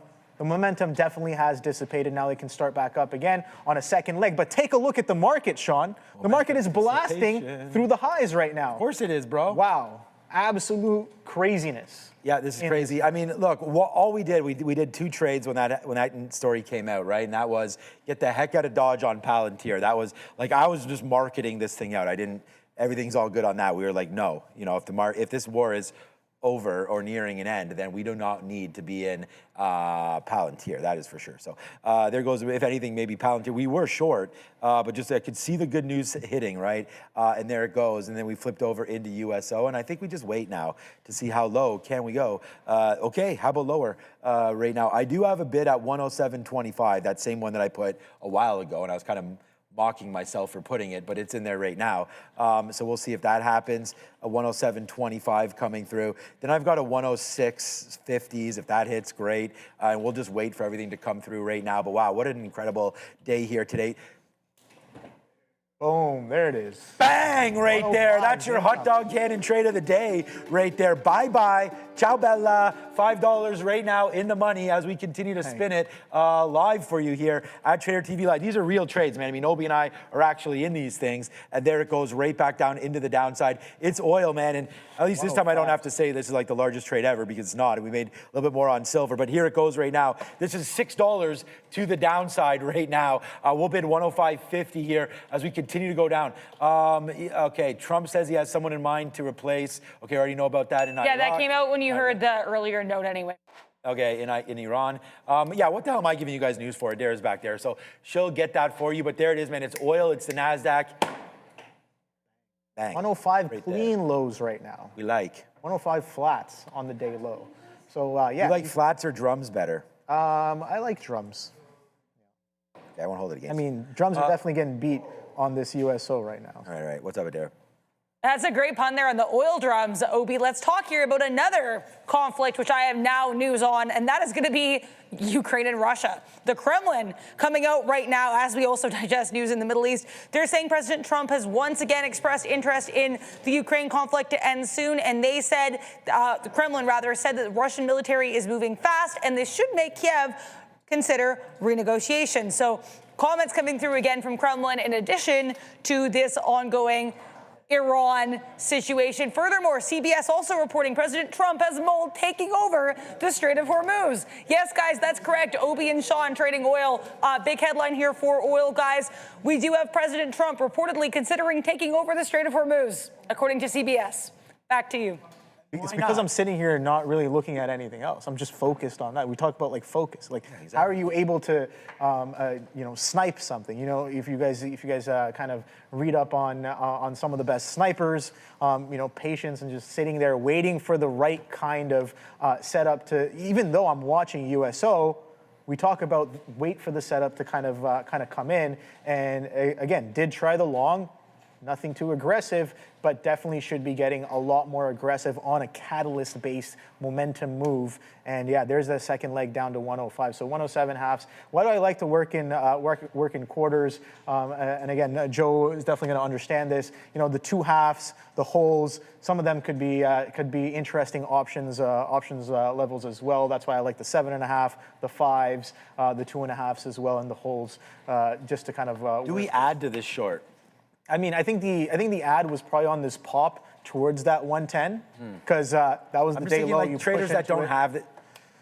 I mean, you just got 106 flat. It's a chase down here, so I can't really. The level of confidence I had here just to punch in on that 111 break and watch it go, $1 against me on here, knowing that okay, we're still slapping the bid. The news is still relatively fresh. Is not the same level of confidence I have down here at 105. So this is a different trade in itself. Yeah, we go to see in a couple seconds. Oil right now is just almost broke its low again. So we just got some out there at 106 just to let everybody know, and we just bounced off 105.60 there. The reason why I asked you about potentially joining something here is that, like, if those of you have missed this trade, for me, I've been looking at a 25 period moving average as somewhere where you might want to start a trade on a momentum kind of thing. So that's like 110.50. We could get back up there. We're getting lighter and lighter, man. By the time I'm out of this trade, 180, Just trying to do the math here, how many shares we have left as to how many we had in the first place. We probably have about 15% left. We're getting lighter now on this. I'm going to do the exact math, but let's go back over to Sia and get her small cap update. Maybe some oil names running around in the small cap land. Isn't bad. Yeah, we're quickly going to dive into the small cap. Russell currently is in the negative, down 0.51% at the moment. And we're going to take a look at the chart here.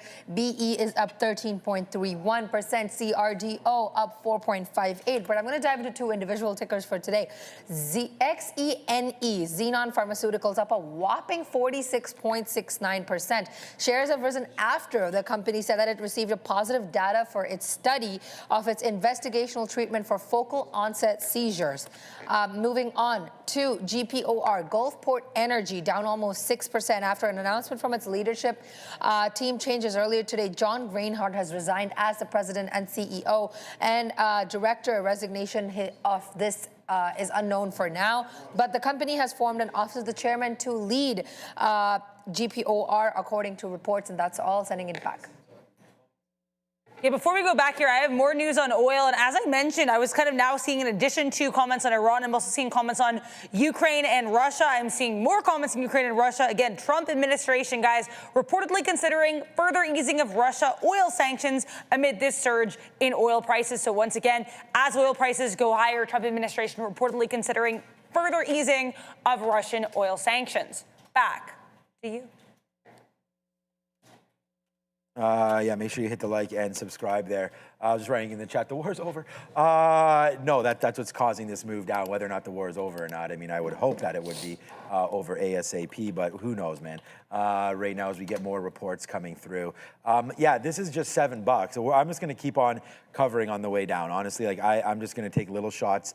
I do have 15% left of this trade, and just zooming back out a little bit here, I don't think there's any need to even look anywhere else. I mean, you know, if this market keeps on coming in right now, it's the oil trade that's unwinding right in front of us right now. So it's just like, if the trade's unwinding, I mean, we had that huge trade on silver at the beginning of January, February, I don't even know what month it is anymore, February, I think it was. And this looks very, very similar here as oil cranking upside and now cracking downside again. So like, as if that got to 116, 117 today, you're now at $86. This is oil. Okay, today, like what a huge move right now. Was up 14%, I thought, when I woke up this morning or overnight, and now you're down 5%. That's a 20% swing in crude oil right now. Do you think the pumps are going to be reflecting of that? Maybe not. Wow, look, we are now $8 in the money as there it goes. Huge move to the downside. Hey man, we're all over this trade. Yeah, so look, just great to be beside Obie here and making this trade with me. And downside continues here on USO, my guy. Look, I mean, we just got 102. Yeah, no, I'm just... You're just wishing you still had some? Yeah. It's okay. Next trade. We do try to get better with every consecutive trade. But yeah, no, just looking at the fact that I was short 110.80s and we're trading at 102s. Remember, I was just like 105 cracks, we get to two halves. There's two halves right there. If there's two half cracks, maybe we get to that 100 hole. Who knows? Let's see what those silver futures, those crude oil futures are up to right here now. I think my data is going to be a little bit delayed here on this platform. Is it? Yeah, it is delayed. Do you know what the? I don't know if I have entitlements for this. What the contract here on people? J. CL. /J. Yep. J23. J26. Just do it. It should give you an option. CL. Okay, no, it's not. CL / there it is. J26. Yeah. J26.nm. Okay. J26.nm, which is the crude. So it's right here, 84 and change. J26NM. There you go. So now we'll have these futures right there to watch, and this is again, we talk about underlying assets there, and this is just the USO is just an ETF, but this is what we're trading off of, and we already talked about how we're kind of in and around that 100 level on the futures there, and CL making a move all the way from 95s to 84s. Wow, that touched 101. Absolutely crazy. Yeah, 101 touch right now. 189. is the low on USO right now. So absolutely wild. Shout out to anybody who had the breakdown. Shout out to anybody who's still holding the trade. Yeah, absolutely solid move there. And again, you could have taken the other trade as well. What was the other trade? The other trade would have been Qs, SPY. You can see how the Nasdaq and the ES are both going absolutely bonkers right now, trading back above that 24.7, 24.8, 24.9. We're just testing that 25,000 clean here on the Nasdaq, and the ES breaking through on 68s. Here comes 100, man. If that 100 breaks, I have no idea. This is now $12 in the money. So I don't even know. Like, well, we just bounced off a hunch. I don't know. Like I said, does it even freaking matter at this point? I'm just gonna go to 99.15 and see if we get something. There it is. Bang. 100 breakdown. Yeah, like there's no stopping where this could go. I don't think anyways. Like I'm not comfortable enough. I'm very comfortable, but I mean like calling where this could potentially like, we didn't know. Like I didn't think silver was gonna drop down $30, whatever it did that one day as well. Looks like you might get a little bit of a bounce back. Okay, well I'll take 101s again. I am bidding, oh, did we get, holy shoot. Obie, I didn't even realize, look at my screen, what tick we got down there. We got 99. We got 99s. I bid 99.15s. 99.12 is the low. I bid. I can show you in my order log. Like there's a 99. Yeah. I said it live. I'm going to bid 99.15s. Boom. It might not be the low if we come back once we get back from Dara. Yeah, we have more headlines here for oil, and a lot of these are, again, going to kind of be the same type of thing we've already spoken about. But right now, headline for oil here, IDF identifying missiles launched from Iran towards Israel.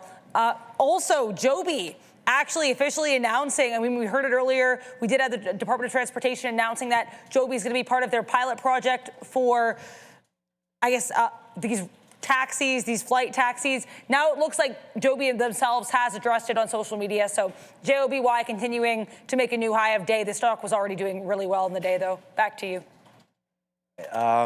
Yeah, I mean, I don't know. All this talk, like see, I was just saying like 99.15s might be good when we got it. I don't know. What are the halt bands on crude oil? Is there halt bands? I'm going to say there can't be. I don't think there is. How could there be? On future? You would already be halted, wouldn't you? Right now, down, well, it depends. Like you're down 9% now, but from the top, we're down 30% or so, right? I mean, you're down from 118 down to 99 bucks. So what, 30%? You're down 20% from the lows right there. All right, so guys. We're at minus 8%. So there is a halt band here for crude oil futures. 10% within a 60-minute window. Well, that might happen. That could very well happen. Oil could halt down here if we go a little bit further. We're at negative 8% here on the day for CLJ 26. But we'll see. Here comes back upside a little bit of a bounce. I'll take another bid at 102. Yeah, just getting lighter, man. I mean, thank you everybody for watching. It's 3:40, so we're getting very, very close to the closing session right now, right? And the rebalances coming out as well. Here, let me just take a quick look to see if there is anything on the rebalance as far as oil is concerned. So right now, this is from the morning, so IBIT, that imbalance didn't even get done yet. So we're not looking there. Let's just look at anything that's 330 or so right here. So Suncor, nothing. Like I'm not seeing anything oil related on here at all. Well, I mean Suncor, but it's always on there. EB, GDX is a buy. Small little bid on gold. Oh, you know what we could do? Here, let me check out what's going on in the dollar right here with this kind of a movement now. US dollar, where's my US dollar chart? Here it is. It's a Bitcoin chart right now. Bitcoin saying, huh, what's going on? It's 69,000, nothing's going on right now on that one. But yeah, so $12 winner there at the peak for USO. That was wild, man, wow. Now it's back up to 104. All right, sorry, this is Bitcoin. The DXY is what we want to look at right here. Dollar currency, so let me just go, we don't need a daily chart. Let's just check out what's going on in the last couple of minutes. There we go. So, you know, there's the play. You could have also gone short US dollar there. So nice move on the downside for the US dollar. It's really been cruising in and around that $100 mark has been the top. If we go to a daily chart, and then we're gonna go to a dare in 1 second, obviously because we're talking about news, there's 100 right there. So we kind of bounced off that a little bit, but US dollar weakness hitting the market now. Oil bouncing slightly back to the north side here. Daryl, what you got for us? I feel like now I have another oil headline, and I have another oil headline, guys. So Interior Secretary Doug Burgum saying, quote, oil price increases will be temporary, and there's lots of oil in the U.S. So again, we've got Doug Burgum here basically dismissing any concerns about price increases, and I'm seeing more headlines circulate. I mentioned this earlier, but Trump administration reportedly considering easing sanctions even more on Russian oil to help cool these energy prices. So long story short, Trump administration interested in lessening the sting of these high oil prices. That headline with regards to Russia was reported by Reuters, and it looks like Doug Burgum could still be speaking on Fox News. So if I see any more comments from that, of course, I will keep you all posted. Back to you. Bit of a pullback here on that. I was gonna say I don't really want to go short again on it. I think we'll just see where we go. I think if anything, that was I'm just looking at like some again moving averages on a shorter time frame. Getting near that 106. The back through that 101 could have been a quick scalp long as well if you're looking at this moving a little too far too fast. Yeah, just a simple break of trend. Reversion is definitely a strong part of my playbook, and I'm looking at this and I'm like, yeah, that's definitely the back through 100, the back through 102s here as well. Quick scalp for a potential reversion, and you can see that confluence. Punching out on 106 break. I'm going to get 500 rejection. I'm going to get out of a third left. If a third of what I have left, there's only 10%, so 3 or 4% of our initial position. We're going to punch out the rest there at 106, and that's where the two. I said, if anything, we got to watch out for that 25 period. And look at that, man. We bounced right off of that actually, and then back down $1 off of that level. But you know, I've now just like got into like a little bit of shell shock. Like I didn't really think oil, and I'm happy the way it moved, obviously. But it was going to move like that, and so now I'm like, oh God, we got to protect our gains and you know get our stop outs ready for if and when they stop out, because you know like the fact that we got that 99, that's almost unbelievable there. The reason why I put it there was just random. I thought if it breaks 100, that would spark. Get at least, exactly. That would. I mean, no, that's not spark up. You know what I'm saying. We're not trying to spark anything, out of hand here. Or anything like that, but we'll try to spark a little bit of a winner up right there. All right, on this pullback, we'll bid some 104.60s here. There it is, we get that, and to take advantage of it on the way back down. 2% war is over, Marvell. Yeah, so shout out Easy Peasy, thank you so much for that. I took a swing and a swing and a miss on Okay, wow. Didn't realize that. There goes Marvell. I thought it was a long early. This is almost right away off the open, and thank you, Easy Peasy, but that's wrong. But oh boy, this is why I thought Marvell was a long, honestly. I really like the stock, and I was like, well, the Nasdaq's down today, and the Nasdaq was down over 1.5% when we opened the day, as was the ES. Obviously, this war is over nonsense, which I'm only saying nonsense as in, like, I think it's great if it actually happens, but I'm not convinced that this is really what this market needs to be doing right now until we get a little bit more confirmation of maybe targets hit and all that kind of stuff. Like, it's one thing for the president to come up, and I got to assess the news, right? I mean, it's one thing for him just to say, it's going better than expected. The 4 to 5 week timeline, we can bring that down a little bit. What about the targets? What are they looking for? What does Israel also say? I mean, is he speaking on behalf of like that coalition or what? Because we hear that report, and then all of a sudden we hear more drones being sent out, right? So a little bit of a back and forth there, but we definitely take advantage of that move and not going to average into it as we wait for the market to come back in. Palantir, unfortunately, we gave up some. I thought Palantir was going to the downside there, up to 157. That's a good little top, but to predict that was tough. There goes Palantir. Shorted it all the way, man, and finally started to print out for us until it didn't, and we punched out of that last little bit for PLTR. So, yeah, it's been a really good day right here. The question is that now that Iran potentially might not be the focus, they have looked at Cuba as well. So we'll have to see if there is more talk about that in the upcoming days. And if there is, I wonder what Cuba, not a big exporter of anything, I don't think that we would be trading around here. But yeah, exactly. So just wondering what that might do. Maybe the price of oil fluctuating on any Cuban crisis as well. Where's some of the tobacco stocks? Tobacco, we could take Philip Morris or PM, Altria, all those kind of names. But at the end, or just more about Philip Morris. But I don't think that's a play there. Cuba Sugar, yeah, okay, good one there. Yeah, Cuba is not a big oil name. We know that one. Cuba, Greenland, and Canada. Oh man, It'd be hilarious if Trump starts announcing some Canadian stuff now. Okay, that would not be hilarious, actually. All right, so 103.11s I'm bidding right now as this is coming back in. We'll see if there it is. We should get it now. I mean, as if it stops at 13, I don't think that will be happening. Let's see if we get a move down here for USO. And just as if, I'll get it. I'm not going to worry about it. There's oil there as well as we just talked about it. So this on ours will be the J contract. So we're looking out at April now. We can switch over once volume's more. So CL / right now we're on J, which is the April. If we go to May, they're doing 519,000 contracts. This might be the better one. I think it's May now. No, still J. So it's 516 versus 746. Generally speaking, it's the third Friday that we switch up. So this will be only the second Friday this week. So almost switching over contracts. It looks like right now, $85 current price there for oil. And yeah, we do get our 103.11s there. So yeah, good trading there on the downside. Only 2 minutes till those imbalances. Obie, is there anything you're excited about?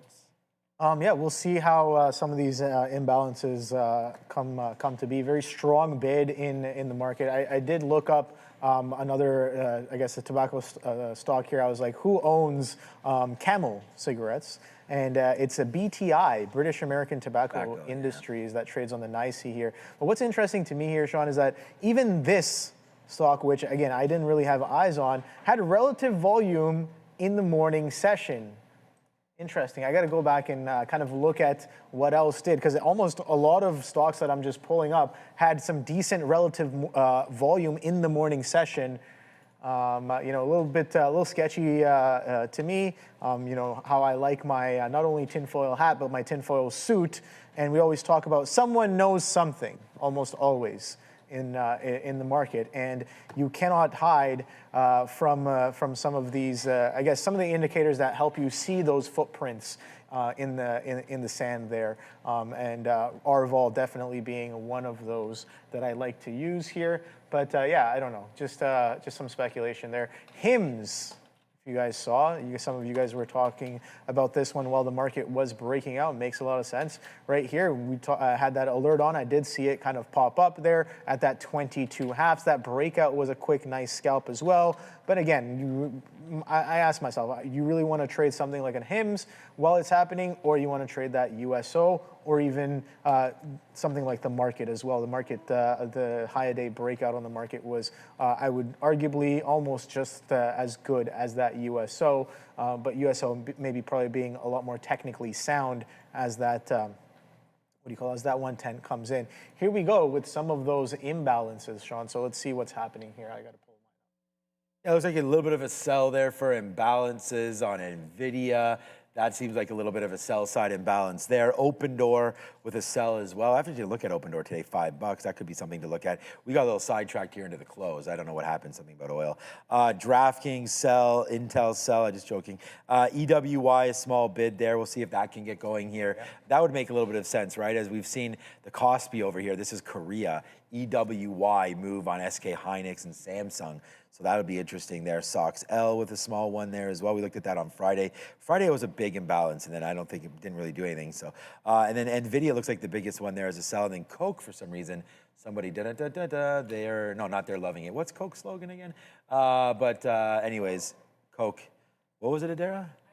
I don't know. Does Coke have a slogan? Yeah, Maybe they do. I'd like to teach the world to sing. I know that song they have, but I don't know. Do they have a slogan? Maybe they do. Maybe. Real Magic. Their current Real global. They had Taste the Feeling in 2026. Open Happiness in 2010. Always Coca-Cola in 93. Oh yeah, that's a good one. Always Coca-Cola. The Pause That Refreshes in 1929, if you remember that one. Of course I remember that. Okay. Real Magic is the one right now. I remember that. Come on, 1929? Yeah. That was just a little wee one then. I was like 5 years old. Yeah, exactly. Okay, so yeah, Coke with an imbalance. Anyways, at the end of the day, as we discuss what the slogans are for Coke. All right, so yeah. Just getting not stopped out, but, waiting to get this out. We need to wait. We only have 8 minutes left, and Obie and I need to be flat at the end of every day. So as we sit here on a prop floor in lovely Toronto, Ontario, we sit and watch our stocks trade. All right, so 103.26, we just put a bid there. We catch that. and we catch the taste on that one of those Coke slogans apparently. And now we'll wait to see what's going down to the downside here with just minutes left. I don't know if there's anything else on the imbalance locator that's interesting to me. I already looked at it. It was Nvidia with a big sell. I think that was just about it there. Did Nvidia even do anything on that sell? It sold off. Not really. It sold out a little bit before that. Let me just double check it. Man, this mouse, ever since we have new monitors behind us there. Coke. Yeah. So Nvidia still sells. So we'll have to see if there's anything going on there. Yeah, I'm seeing this. I guess USO is catching a little bit of a sell. I don't know if there's, it is, 102 there's and change imbalance here on. I got to pull up my it was not Amex. I have Amex on here. Just ARCA would be. It's under ARCA. So we have SOX L is there. That's about the only one that I'm seeing on an Amex trade right now. You guys got to look for NAS. There it is. So ARCA's there. That's just what it's listed as on our board. No, there's nothing there anyways. All right, so that's NVIDIA, just trying to hold out for that bid. The market, we could do a quick little rundown there. I know Sia did some small cap recap, but just the overall market. We have Kohl's tomorrow, should be interesting for retail. I mean, if you guys remember, and anybody can do this just by looking at anything, today this was all red. We only had one green name earlier. We looked at Broadcom and it was AppLovin. It was the only other green name. Now, although you could easily find red names, it is a different story. Eli Lilly was red today as well. Now you're up 1.4% over there.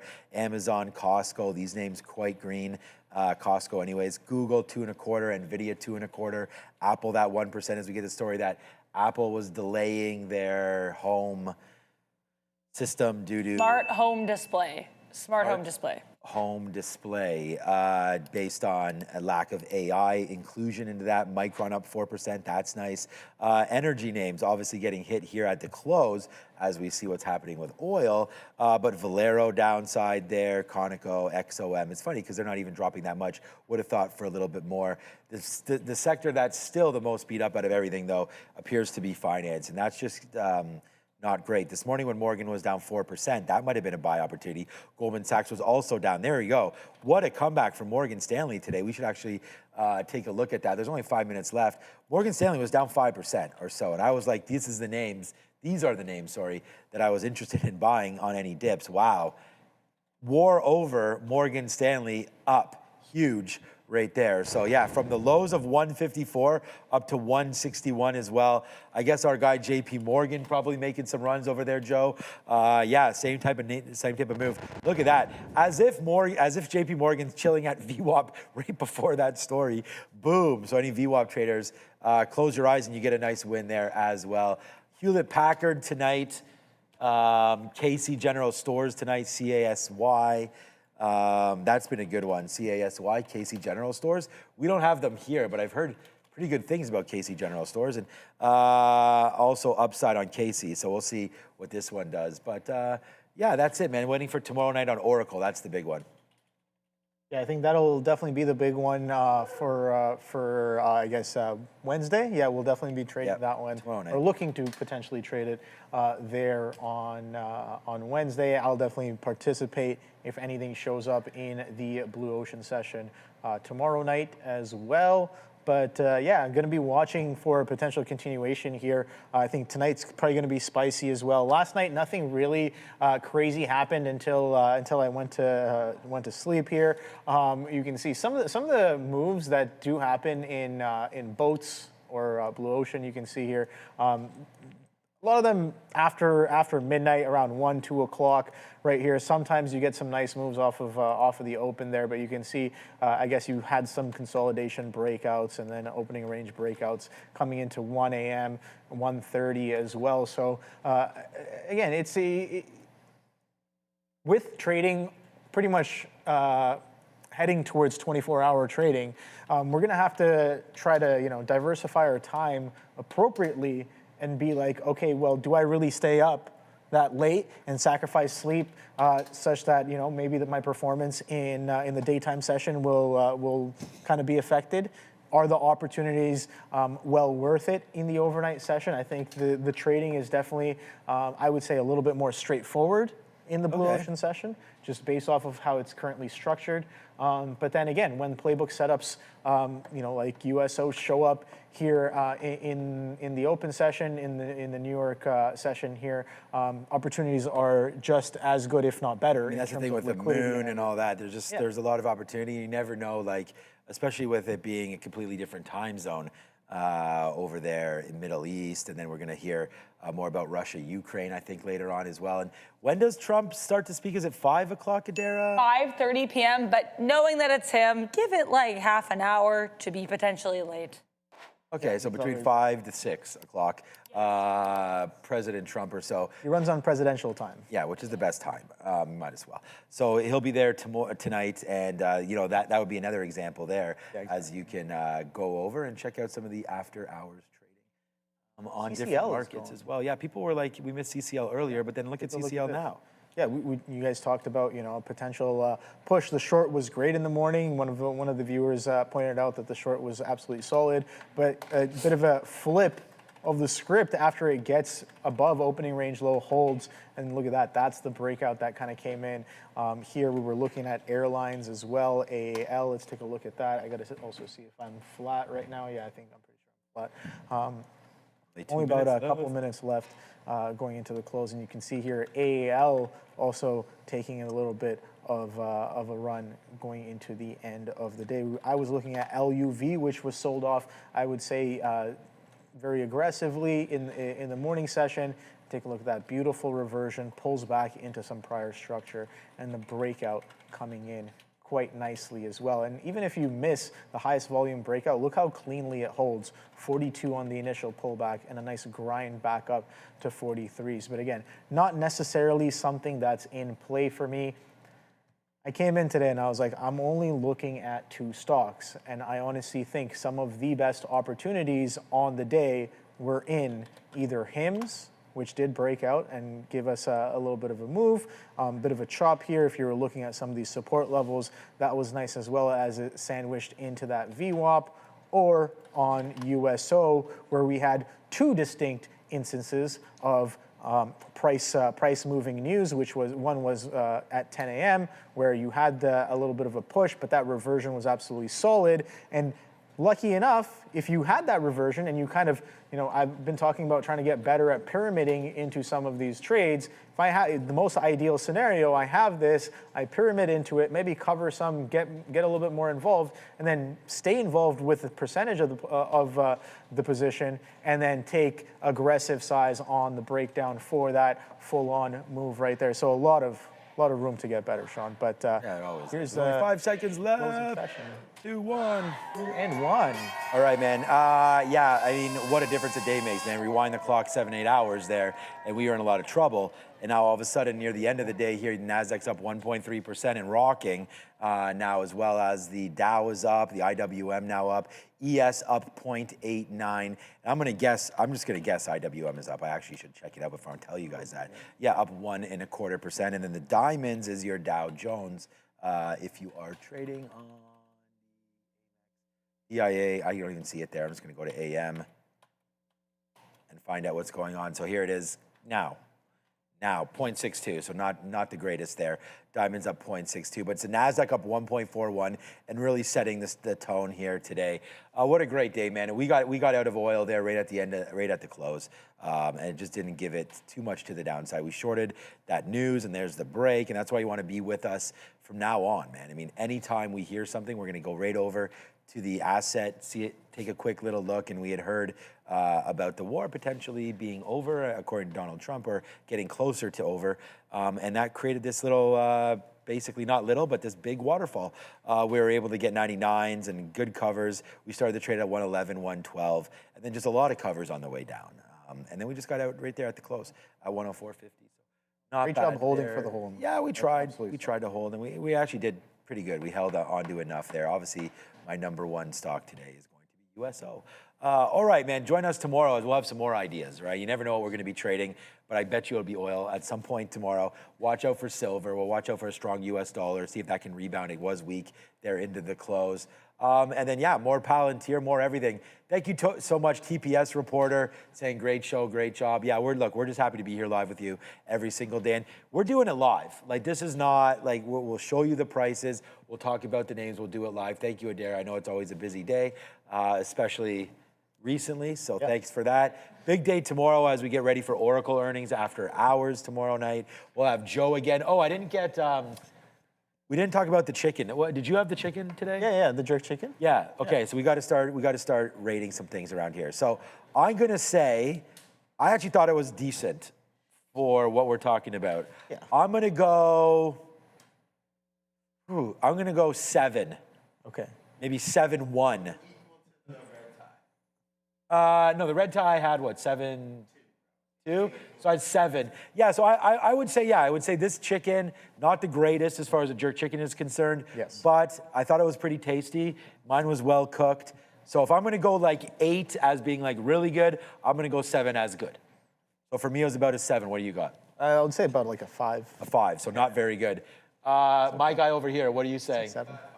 5. 5.5. Okay, 5. Cool. All right. Neil said 10 out of 10. He messaged me from Florida, so he was really happy with it there today. Adair, too spicy or? Yeah, I ended up, so I had the salad and I had some of the rice, but I just got a sandwich from Aroma because the spice was just not vibing with me, nor was the aftertaste of the chicken. But it was too spicy for me. Yeah. It was too spicy for me, so I don't feel like I could accurately rate it for that reason. Okay. All right. So let's, for me, I was just more happy that it was actually seemed like it was cooked okay. But I'm going to have to start checking out this. Yeah, again, me and Neil have gone back and forth on this too. Sometimes not the greatest cook, and one of us will have one and one of us will have the other. But to that point, I'm going to have to look for this aftertaste. Man, it's a couple times now that we've had this discussion. Yeah, there's sometimes there's a, maybe I'm thinking maybe it's coming from the plates. It could be. You know, the thing is, it's wrapped. So this is the other thing that I was thinking about, dude. Oh, because it's wrapped in saran wrap, like our plates, because they get pre-made. Right. So I'm thinking if that's part of it. All right, more stocks tomorrow. Thank you so much, Obie. It was a great day. Thanks, everybody. Thanks to Derek. Thanks, Joe. Thanks, Brendo. Everybody, Andre and Fabian. We'll see you tomorrow, 8 a.m. Rise or shine with us. Trader TV Live. We're back.